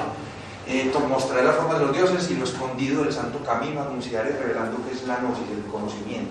Entonces el Cristo va a bajar, atraviesa todos los eones, llega al mundo material y le revela a las personas que están dispuestas a entender que es lo que tiene que hacer para irse para el mundo espiritual de donde viene esa chispa divina que ellos tienen. Siguiente, por favor. Los gnósticos tenían otras peculiaridades, eran docetistas. Ellos decían Cristo, al igual que Marción, como Cristo era un ser divino puro, el verdadero Dios, no podía tener un cuerpo material corrupto creado por Yaldabaoth o Yahvé o como lo quieran llamar. Entonces, ¿qué pasa? Ellos decían que Jesús vino al mundo en apariencia, que él cuando comía hacía como si fuera comiendo, pero en realidad no estaba comiendo, pero era como un fantasma sólido, por así decirlo. Y hay unas versiones gnósticas que son incluso un poco más macabras o sádicas, que dicen que es que Jesús era un humano y que el Cristo bajó en él, en el momento del bautismo se le metió, entonces se volvió dos naturalezas en un solo cuerpo, la de Jesús y la de Dios, y a partir de ahí el Dios empezó a mandar, el Cristo, y en el momento de la crucifixión, como una forma de engañar al Demiurgo para lograr su cometido, en el momento de la crucifixión llegó el Cristo y abandonó a Jesús, y Jesús, ¿qué pasó aquí? ¡Ay, Dios mío, ¿por qué me has abandonado? Literalmente, en el texto griego, ¿por qué me has dejado atrás? En el Evangelio apócrifo de Felipe dice, Dios mío, ¿por qué, Señor, me has abandonado? Eso lo dijo la cruz, pues se había separado de ahí. O sea, que se fue el Cristo, dejó al Jesús y lo llevó del culto. En algunos mitos dicen que después Dios volvió, se apiadó de Jesús y lo resucitó también y lo salvó, ¿cierto? Pero esto es una jugarreta muy sucia, por así decirlo, pero aterrador. ¿Qué pasó aquí? Obviamente eso es una interpretación del texto, pero los estudiosos sí saben pues, que estas palabras de Dios mío, que por qué me han dado en realidad un pastiche que copiaron del siervo sufriente de Isaías. La pasión de Jesús está copiada del texto de Isaías, pero es otra explicación. Siguiente, por favor. Para los gnósticos había tres tipos de seres humanos: los ídicos, o sea, los materiales, que no tenían nada de chispa divina; los psíquicos, que tenían un alma, esos que tenían alma podían llegar a salvarse si trataban de seguir las enseñanzas de Cristo; y los neumáticos o espirituales, que eran los que tenían la verdadera chispa divina. Esos sí eran los que después, si apenas se les despertaba, ellos llegaban al mundo y decían que ustedes son divinos, vea que tienen que volver allá. Entonces los que despertaban y tenían el conocimiento sí podían ir al cielo directo y reunirse con el inefable en el pleroma. Obviamente esto chocaba a muchas corrientes cristianas de la época, como así que hay humanos que se mueren y se desaparecen como un perro sobre el polvo, ¿dónde está la inmortalidad del alma? Todo eso, pero está en una película. Los elementos que tenían los gnósticos. Los autores cristianos posteriores decían que los gnósticos hacían orgías, que consumían semen y decían que esto era el cuerpo de Cristo, y que las mujeres sacaban sangre menstrual y se la comían y decían que esto era la sangre de Cristo, unas cosas aberrantes, pero parece ser que eso era pura difamación para pelear contra ellos por el control de cuál era la iglesia que iba a quedar. ¿Por qué? Porque después del descubrimiento de Nag Hammadi, de los textos gnósticos de estos gnósticos, qué pena repetir, se descubrió que eran muy ascetas, porque ellos decían, si la materia es mala, si el cuerpo es malo, ¿usted cómo se va a poner a tener orgías y cosas de las que lo van a pegar más a la materia? Lo que querían es elevarse, ser espiritual, el placer a tal cuerpo. Y ellos tenían un aspecto que era muy difícil para los ortodoxos, para los cristianos de esa época. Ellos no tenían iglesias aparte, porque ellos decían, no, pues si estos son cristianos como nosotros, lo que pasa es que ellos son inferiores. Ellos tienen interpretación pendeja, superficial, mientras que nosotros tenemos la verdadera revelación. Entonces los gnósticos iban a las mismas iglesias de los otros cristianos, oraban con ellos, hacían los sacrificios y por dentro, pobres tontos que creen que esto significa esto. Entonces eso para los protoortodoxos era muy malo porque no eran capaces de identificar quiénes eran gnósticos o no. Y esa pelea de la protoortodoxia con el gnosticismo también duró siglos. Fue una pelea tremenda, incluso llegó hasta partes altas del medioevo, si quieren, por favor. Y vamos al último movimiento. Ya con esto terminamos. ¿Qué es la protoortodoxia? La protoortodoxia fueron esas ramas del cristianismo, también eran muy dispares, no piensen eso como algo monolítico, que terminaron llevando al cristianismo católico y ortodoxo y evangélico actual, o sea, el cristianismo al cual le heredamos todo. Los protoortodoxos nos legaron algo interesante, un canon con 27 libros del Nuevo Testamento adicionales a los de la Biblia, 4 evangelios. Los 4 evangelios que captó, la iglesia protoortodoxa, afortunadamente parecen ser los más, por lo menos los 3 primeros, los sinópticos, son como los más antiguos y más cercanos a los hechos. Los elementos que tenía, aparte de ellos, dependían de la Biblia judía. ¿Por qué? No era como Marción que gasta el judaísmo, no, estos decían, Jesús fue profetizado en el Antiguo Testamento. O sea, el Antiguo Testamento en realidad es sobre Jesús. ¿Cómo vamos a prescindir de él? Si no hay profecía de Jesús, entonces Jesús que es un aparecido, ¿qué es eso? Entonces ellos seguían a la Biblia judía, pero la interpretaban. Tenían diferencias grandes, casi todos los movimientos de los que hemos hablado eran muy horizontales. Seguían su fe, los cristianos paulinos recibían iluminaciones en el grupo, no había un obispo, pero los protoortodoxos empezaban a crecer muy rápido por ciertas razones que de pronto mencionamos ahora. Y entonces, con tanta gente, con tanto poder en Roma, tuvieron que empezar a decir, bueno, ¿cómo nos organizamos? Y empezó a decir lo de la jerarquía, episcopos, presbíteros y diáconos, los obispos, los sacerdotes y los diáconos. Administraban sacramentos. La respuesta que ellos dieron a eso es que ¿qué es Jesús? ¿Es hombre o es Dios? ¿Cuál es la vaina? Ellos dijeron, no, Jesús y Dios son ambos Dios. Jesús es el hombre y Jesús es Dios. Y aparte de eso está el Espíritu Santo. Siguiente, por favor. El primer autor realmente protoortodoxo que tenemos es Ignacio de Antioquía. Él fue llevado a Roma, lo capturaron por lo del año 110, lo llevaron a Roma y todavía murió en la arena romana comido por animales. Pero mientras iba de Antioquía a Roma, él escribió muchas cartas a muchos cristianos y muchas cartas. Por ejemplo, escribió un relato sobre cómo murió Policarpo de Esmirna, que era un obispo muy querido en su ciudad, murió también así comido por fieras, pero esas fieras al menos dejaron los huesitos. Y entonces Ignacio dijo que los huesitos los recogieron y los llevaron para Esmirna, y parece que ese es de los primeros testimonios de la veneración de reliquias. Entonces los protoortodoxos, eso es una característica, los demás no tenían reliquias ni nada de eso. Los protoortodoxos empezaron a venerar los restos de los mártires. Y obviamente el martirio para los protoortodoxos era una señal de que era la fe verdadera. Entonces Ignacio escribe, no, qué rico, ojalá me coman esas bestias que me trituren, que me desgarren todo, que me bastante sadomaso fue el tipo, no en esos términos, pero quería pues morir así para dar muestra de que eran verdaderos seguidores de Jesús. A partir del martirio, la muerte como mártir, se volvió como una señal de ese tipo de cristianismo. Encontrar, pues, bueno, sí, había otra cosa. Él era un defensor acérrimo de la primacía de los obispos tenían la palabra. Entonces él decía, someteos a vuestro obispo como al mandamiento de Dios, miren al obispo como si fuera el Señor mismo, no hagan nada sin contar con el obispo. Todas las cartas que escribió Ignacio de Antioquía eran defendiendo la jerarquía eclesial. El siguiente, por favor.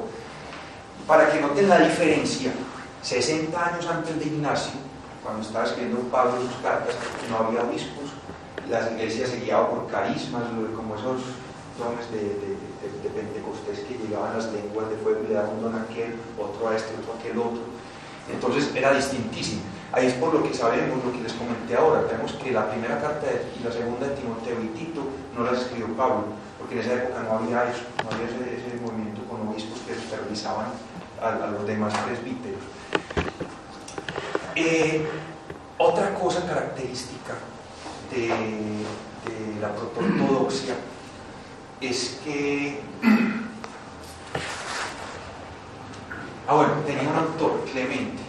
Él escribió una carta a Corinto y Clemente era un autor proto-ortodoxo que estaba en Roma y entonces se enteró de que en Corinto habían sacado de la dirección de la iglesia de Corinto a unos sacerdotes, a unos presbíteros, y entonces él les mandó una carta super airada diciendo, digo, ¿cómo es que los sacaron?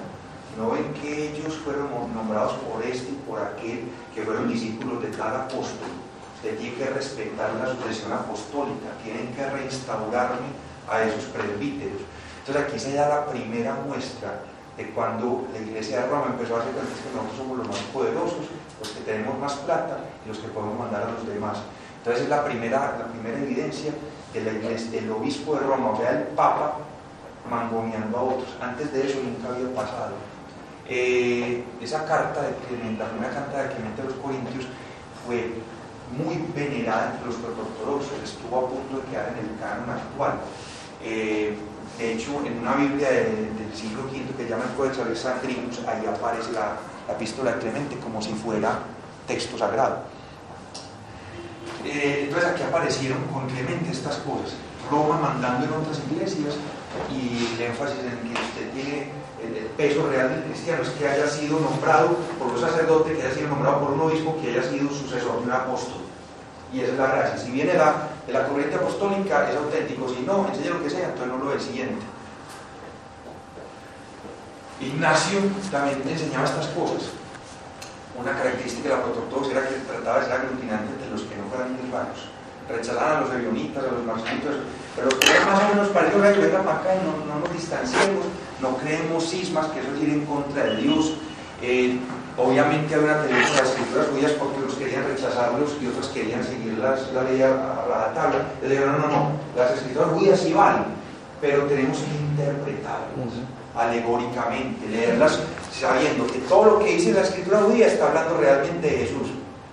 Pues, entonces, para los judíos eso fue un robo, un secuestro de cultura, pero para los cristianos esa fue la forma como de pegarse a la tradición milenaria o de siglos, para ser realistas, de los judíos. Siguiente, por favor. Otro autor ortodoxo que también la carta quedó a publicar el canon. De hecho, esta carta de Bernabé está en el canon de las iglesias orientales, los ortodoxos griegos, los de Constantinopla, los rusos, pues todos los que tienen la iglesia ortodoxa del cisma occidental, ellos tienen la carta de Bernabé en sus Biblias, incluyendo otros cuantos apócrifos. Entonces casi entra en el canon bíblico, está en el Codex Sinaiticus. Ellos decían, pues Bernabé decía, el Antiguo Testamento es cristiano. Los cristianos son los verdaderos herederos de la alianza. ¿Cuándo se rompió la alianza de los judíos con Dios? Eso fue cuando llegó Moisés bajando del monte Sinaí con los mandamientos de Dios. Aquí tengo los 15 mandamientos. Uy, no, los 10 mandamientos no. Ya no. Cuando aquí llegó y estaban adorando al becerro sagrado, al toro de oro. Sí, entonces llegó y lo rompió. Ahí se rompió la alianza. Todo lo demás es mentira. ahí ya el verdadero alianza era la del cristianismo, y todo lo que digan las escrituras de ahí en adelante sobre Jesús, y hay que entender sobre Jesús, pero era una lectura totalmente metafórica. Por ejemplo, ¿qué decía Bernabé sobre el Génesis? Decía, Dios no creó el mundo en 6 días, porque es que para Dios un día es como 1000 años. Entonces en realidad Dios ha estado creando el mundo durante 5.000, 6.000 años, y va a llegar un año, que va a ser el milenio final, donde Dios va a acabar el mal y vamos a descansar, y esa fue la primera mención del milenarismo, que es tan común, por ejemplo, en los testigos de Jehová y en los adventistas. Ya viene el milenio, esa es la primera vez que se menciona. Por ejemplo, para que vean la forma tan pintoresca como evaluaban, como interpretaban las escrituras judías, ellos decían, eso de que no debemos no comer carne de cerdo o de comadreja, eso es falso. Lo que pasa es que lo que quiere decir la escritura es que los cerdos chillan cuando tienen hambre. Ya para dar comida se quedan callados, y ahí son los malos cristianos, que cuando necesitan algo de Dios le chillan y le lloran, y cuando están satisfechos se olvidan de Él. Entonces eso es lo que quiere decir no coman carne de cerdo. Quiere decir, acuérdese de Dios incluso cuando esté bien. Entonces no miren, por ejemplo, lo de no coman animales impuros como comadreja. ¿Por qué? Porque había un mito que decía que la comadreja varía por la boca. Pues, ignorando y sale el hijo de la comadreja. Entonces eso era una alusión al sexo oral. Entonces, no comer como comadreja era no chupe a su marido, eso es pecado. Y así interpretaba Bernabé las escrituras cristianas, y pues es una completa tergiversación. Por ejemplo, la circuncisión. Llegaba a usar técnicas de esas cabalísticas de las letras, de sumar números, que esta letra vale tal valor, esta vale tal otro. Entonces, que lo de la circuncisión, ¿qué pasaba? Miraba un relato donde Abraham circuncidó a 318 sirvientes. Y esos 318 sirvientes, si se mira el valor, es Tau, ese número se escribía como Tau, Iota y Eta. Y eso es tú. No, Tau, Iota y sigma. Entonces, que eso era que la Tau era la letra, el signo de la cruz. La I de Jesús, de Jesús, que estaba refiriéndose a Jesús. Y el Soter, que era Salvador. Entonces, que en realidad eso estaba hablando de la salvación de Jesús, la circuncisión de unas tergiversaciones graves. Como, no sé, estaban en estados alucinatorios graves.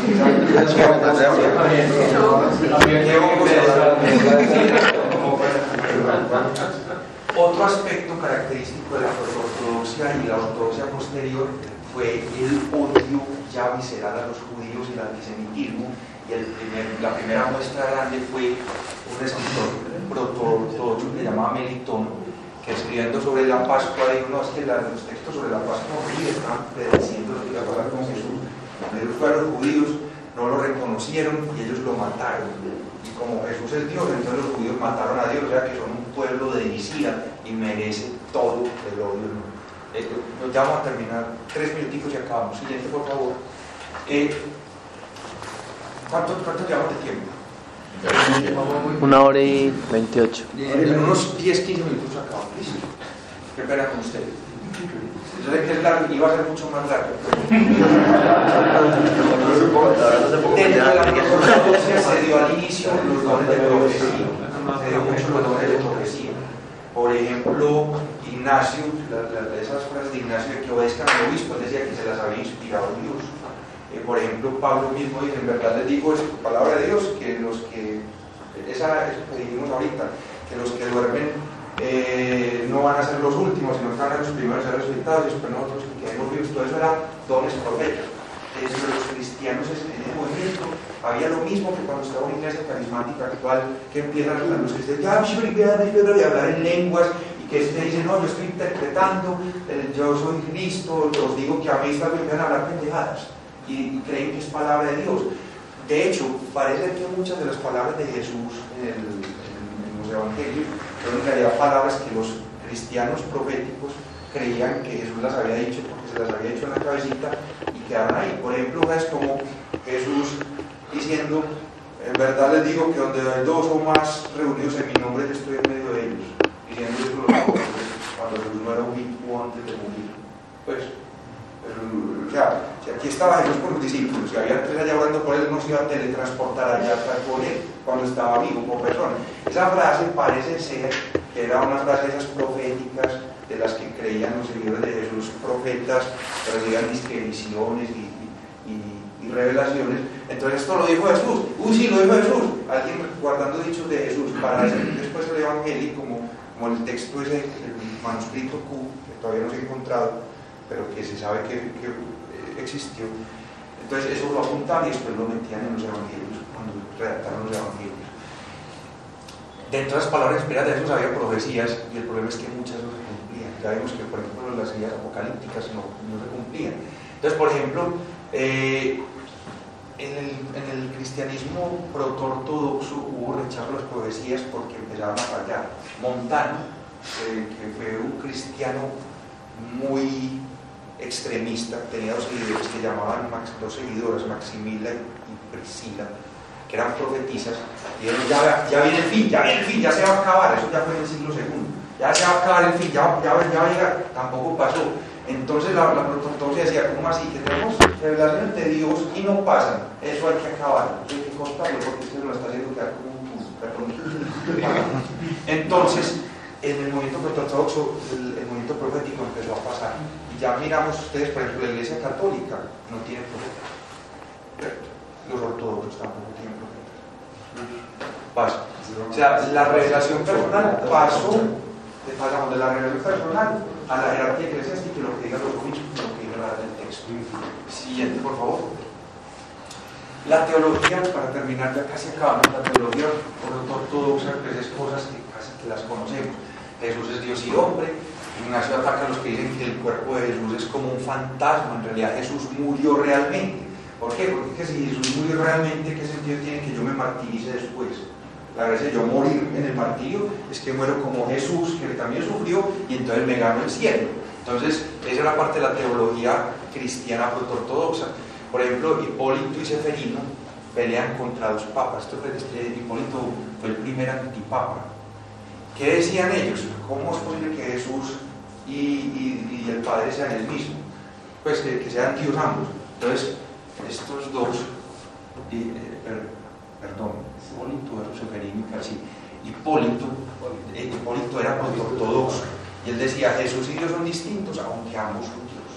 Mientras que Seferino y Calixto, que fueron papas, obispos en Roma, decían no, muy fácil, es que el Padre y Jesús son exactamente la misma persona, y cuando Jesús vino al mundo fue el Padre también, y cuando el Padre estuvo en la cruz, el Padre sufrió y murió en la cruz.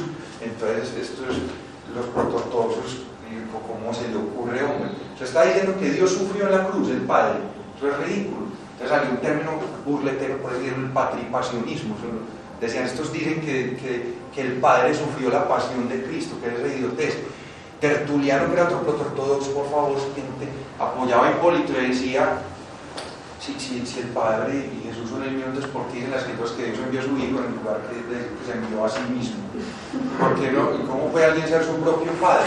¿O a quién se dirige cuando ora? Se está rezando a sí mismo. ¿Cómo puede Jesús hablar de subir a su Padre si él mismo es el Padre? Va a subir él mismo donde ya está. Y si realmente es posible pensar que Dios Padre pudo morir. Entonces eso fue una crítica tremenda. Seferino y Calixto, siguiente por favor, respondían, ¿qué pasó aquí? Siguiente por favor. Decían, no, es que las escrituras afirman que hay un único Dios. Si Cristo es Dios, entonces Cristo tiene que ser ese Dios. Si no, serían dos dioses distintos y usted no sería monoteísta, sino que sería diteísta o biteísta. Siguiente, por favor. Dentro de las respuestas interesantes de esas doctrinas que se tuvieron que después pensar, y eso fue unas peleas tremendas dialécticas entre ellos, era que la teología ortodoxa, Cristo, el Padre y el Espíritu son personas divinas, diferentes, pero son divinas por igual. El Espíritu que Dios lo iba a mandar para reemplazar a Jesús no puede ser una fuerza plana como dicen los adventistas o los testigos de Jehová, tiene que ser otro Dios, porque ¿cómo vamos a reemplazar a una persona por una fuerza? Pues, ¿qué es eso? El Espíritu de Dios aleteaba por encima de las aves, pues las fuerzas aletean, pues era una parte de Dios. Cristo y el Padre son uno, porque son el mismo Dios. El que me ha visto, a mí ha visto el Padre, claro, porque Jesús es Dios. Entonces, todos estos textos de los evangelios pues simplemente los usaban para apoyar su postura, aunque hay otros de los evangelios donde dice que no, el Padre sabe eso, pero yo no, ¿cierto? O ¿por qué me llama a mí bueno sabiendo que el único bueno es el Padre? O sea, esas incoherencias, las tensiones que están en los mismos textos bíblicos, muestran que pues, fue un resultado de unos debates y unas peleas por poder tremendas. Siguiente, por favor. Orígenes tuvo una teoría muy bonita. Orígenes trató de explicar por qué Jesús era Dios, y él decía, es que en el principio estaba Dios, y Dios empezó a crear almas para que lo adoraran, pero les dio libre albedrío para que las que no quisieran no lo hicieran, y los sacó fuera, los demonios. Y algunas de esas almas seguían orando, pero al final se aburrían, y entonces Dios las mandó a la tierra para que fueran personas y después fueran redimidas. Pero hubo una de esas almas que desde el comienzo estuvo pegada a Dios, aferrada a Él, adorándolo, alabándolo, se aprendió su palabra también, que al final su palabra se volvió la palabra de Dios, tenía tanta bondad de Dios y la sabiduría de Dios por estar pegado a Dios, que tenía su propia sabiduría de Dios, era la sabiduría de Dios, y así como un hierro se mete al fuego y se vuelve rojo, como el fuego y las características de Dios, entonces esta alma, que era Jesús, preexistente, se volvió Dios. Y entonces ese fue el origen de Dios. Y Orígenes fue uno de los más grandes escritores protocristianos, proto-ortodoxos. Estuvo a punto de ser canonizado, estuvo escrito a punto de ser elevado al rango de padre de la iglesia. Pero es que cometió algunos errores. Primero, entonces, porque los protoortodoxos dijeron, ¿cómo así? Entonces Jesús es Dios, pero es porque antes estaba Dios verdadero y ni su locura, o sea, esto es menos que está equivocado, usted es un hereje. Fíjate que en esa época no existía el concepto perfecto de la doctrina recta de la Santísima Trinidad, pues en esa época él era un protoortodoxo y estaba con la mayoría, después lo declararon hereje, que ya pues santo, ni de vainas. La teología de Hipólito y Tertuliano decía, bueno, Dios se expresa de tres formas diferentes, pero es único, respecto al poder Dios es uno, pero respecto a la forma de manifestarse es triple. Pues eran unos juegos de palabras pues, que a nosotros realmente nos resbala, porque ya sabemos que eso pues, tiene más existencia que la vida sexual de los cristales de cuarzo. Siguiente, por favor. ¿Por qué triunfó la protoortodoxia muy rápido? Porque en realidad la historia en sí, cómo fue el triunfo, eso da para una charla entera.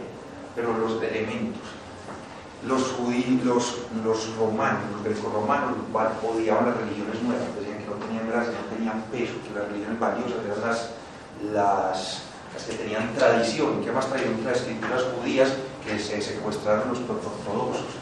Comparen con los marcionitas, que no, todo eso es malo, lo nuevo es Jesús. El marcionismo no podía triunfar en el imperio grecorromano porque era una religión nueva y los romanos odiaban lo nuevo.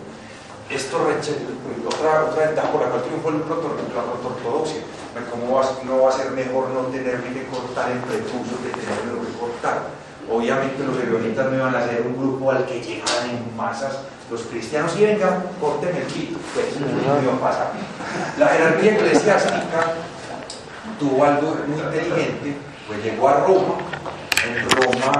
En Roma cobró poder económico, está en la capital del imperio, se estandarizó, mandaba normas a otras iglesias, ustedes tienen que hacer esto, es que nosotros somos herederos de los apóstoles, y entonces esa jerarquía, esa visión organizacional romana ayudó a que esta también pelechara más por encima de las otras, que era, ay, que me llegó una revelación de Cristo, ay, no, que yo estoy hablando en lenguas, eso no pega.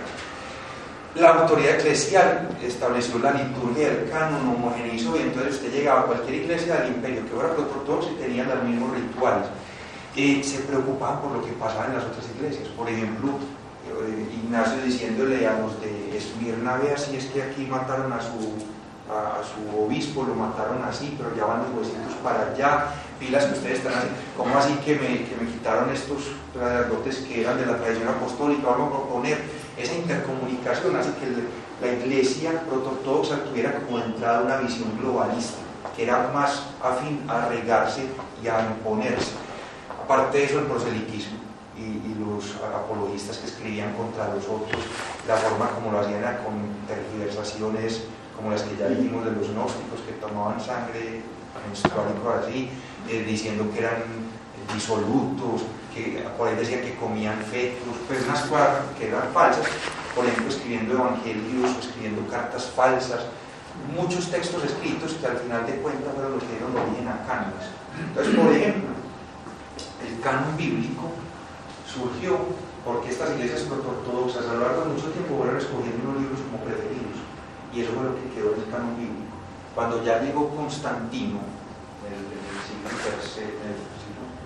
IV, principio del siglo IV, estableció el concilio de Nicea, no es que dijo, ya es que tenemos que escoger esto, usted obispo, escojan estos libros, no fue así. Ya llevaban 100 y punta de años los protoortodoxos con el mismo canon, prácticamente. Lo que pasa es que para esa época ya la protoortodoxia era casi vencedora en todo el imperio, y Constantino nos iba a poner a ir a los ebionitas y venga, circuncidemos a todos los romanos, pues, por favor. Entonces obviamente les escogió la religión que ya estaba más establecida, que fue la que triunfó por estas ideas. Siguiente, por favor.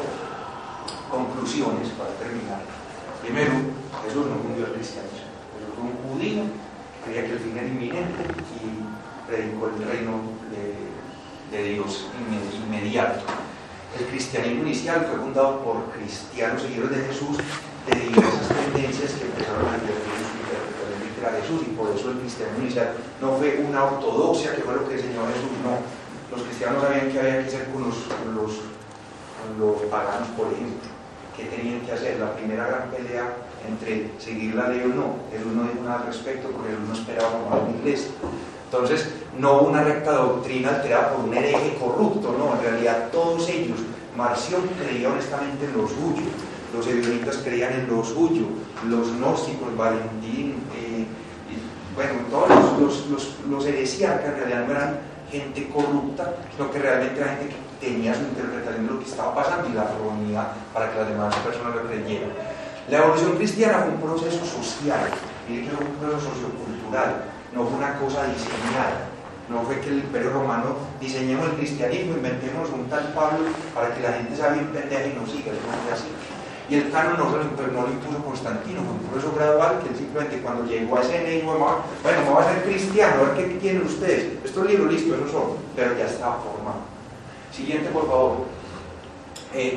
La ortodoxia ganó por aspectos intrínsecos, no por imposición imperial, aunque ya después, cuando ya estaba bien regada en el imperio, ya Constantino decidió que esta va a ser la oficial, pero ya antes ya estaban ganando la batalla ideológica. Otras sugerencias, conclusiones: ser críticos con todo lo que lean. Por ejemplo, cuando lean, no, es que los yo no sé cuántos salvadores 1000 años antes de Cristo, obvio que hay contaminaciones culturales, obviamente que Jesús había mitos, por ejemplo eso de convertir agua en vino, eso es un plagio de Dionisos, pero la idea es que Jesús como personaje y sus seguidores ebionitas, que eran de la misma iglesia de Jerusalén, encajan perfecto en el judaísmo del siglo I, no encajan en los misterios de Osiris ni de Mitra, esos son detallitos anexos que se les pegaron. El cristianismo no es un pastiche pues de sus copiados. Si usted ve eso en internet, hay textos donde refutan eso, buscan textos escépticos sobre esas ideas tan míticas. Por último, la religión cristiana no es un invento deliberado romano, eso no fue así. Creo que ya hemos terminado, ¿sí? Muy bien. Sí.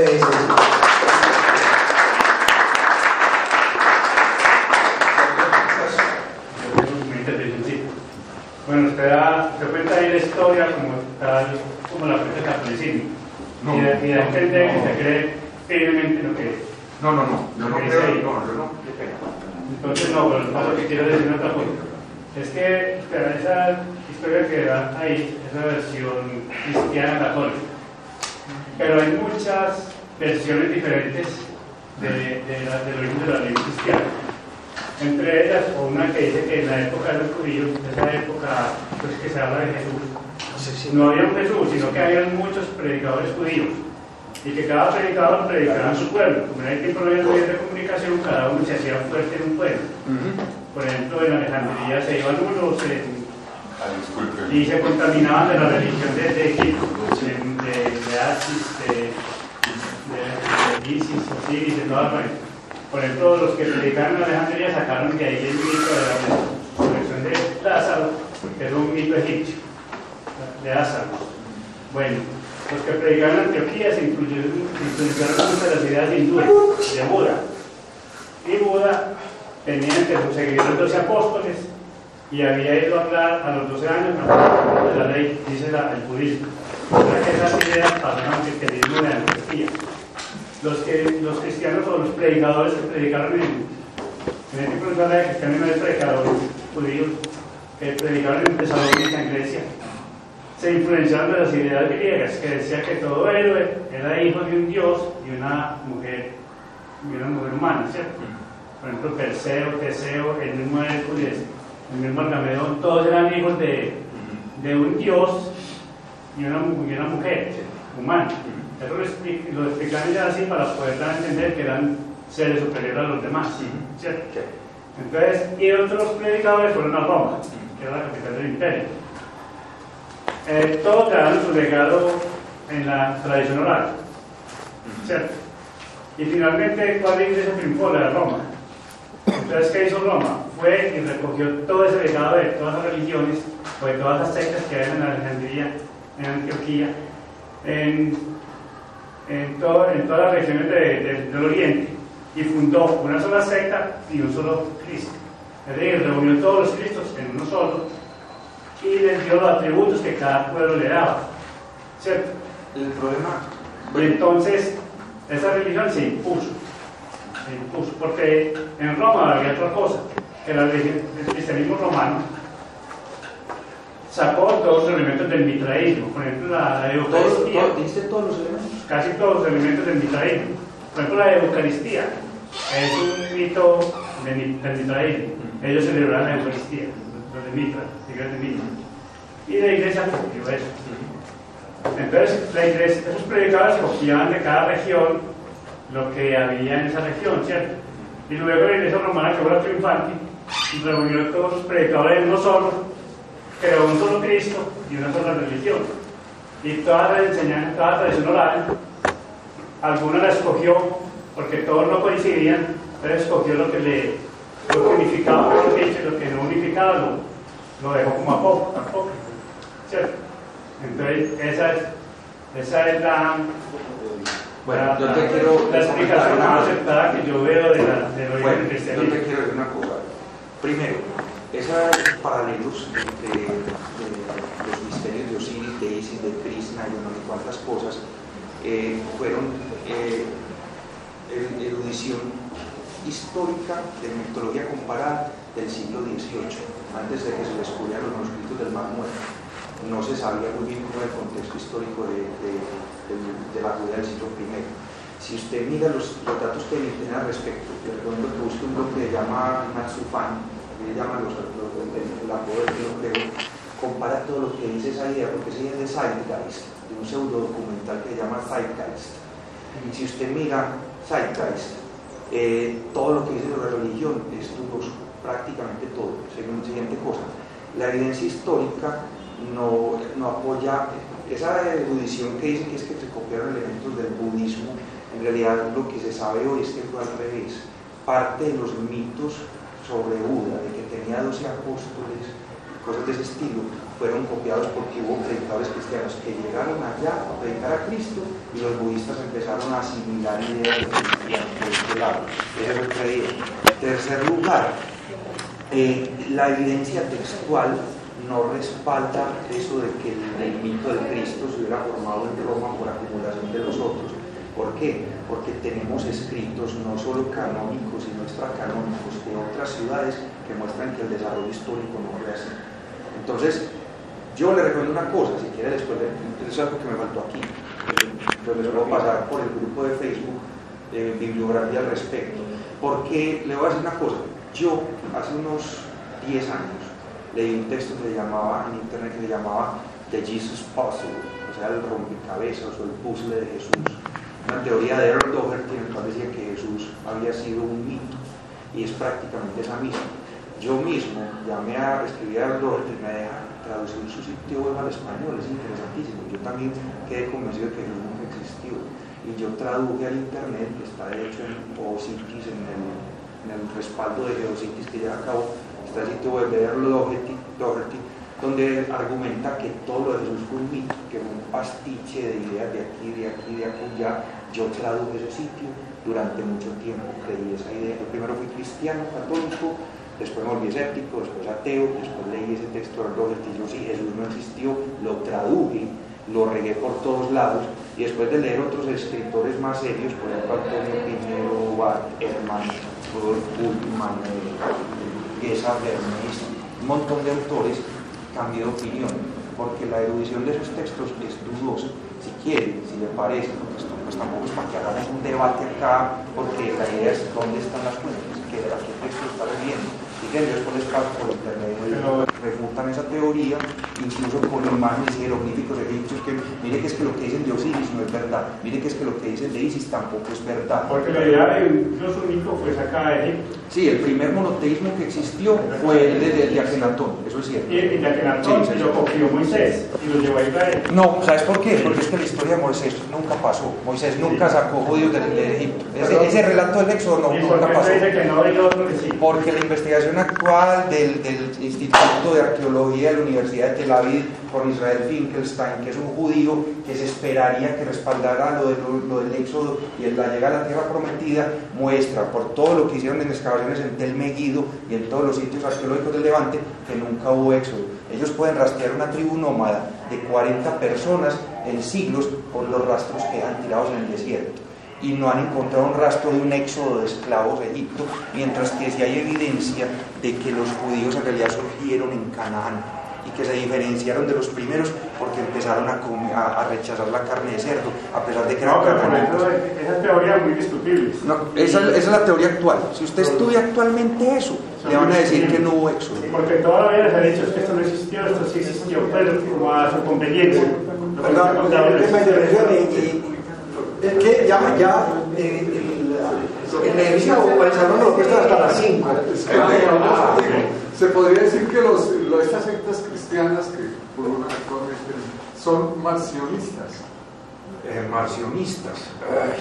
Lo que pasa es que en el cristianismo actual hay muchas variedades, pero son triviales comparadas con también es pastor, también no. Hay versiones. ¿Usted solo decía o no? O sea, usted dice que esto es una congregación o reunión de ateos, ¿sí o no? Usted dice que empezó creyendo, después no creyendo, o medio creyendo y terminó volviendo a creer. No, usted va a terminar metiendo en una católica y otra vez católico de aquí. ¿Por qué? Yo siento que estuve casi que en un seminario, en una charla de inspiración para seminaristas.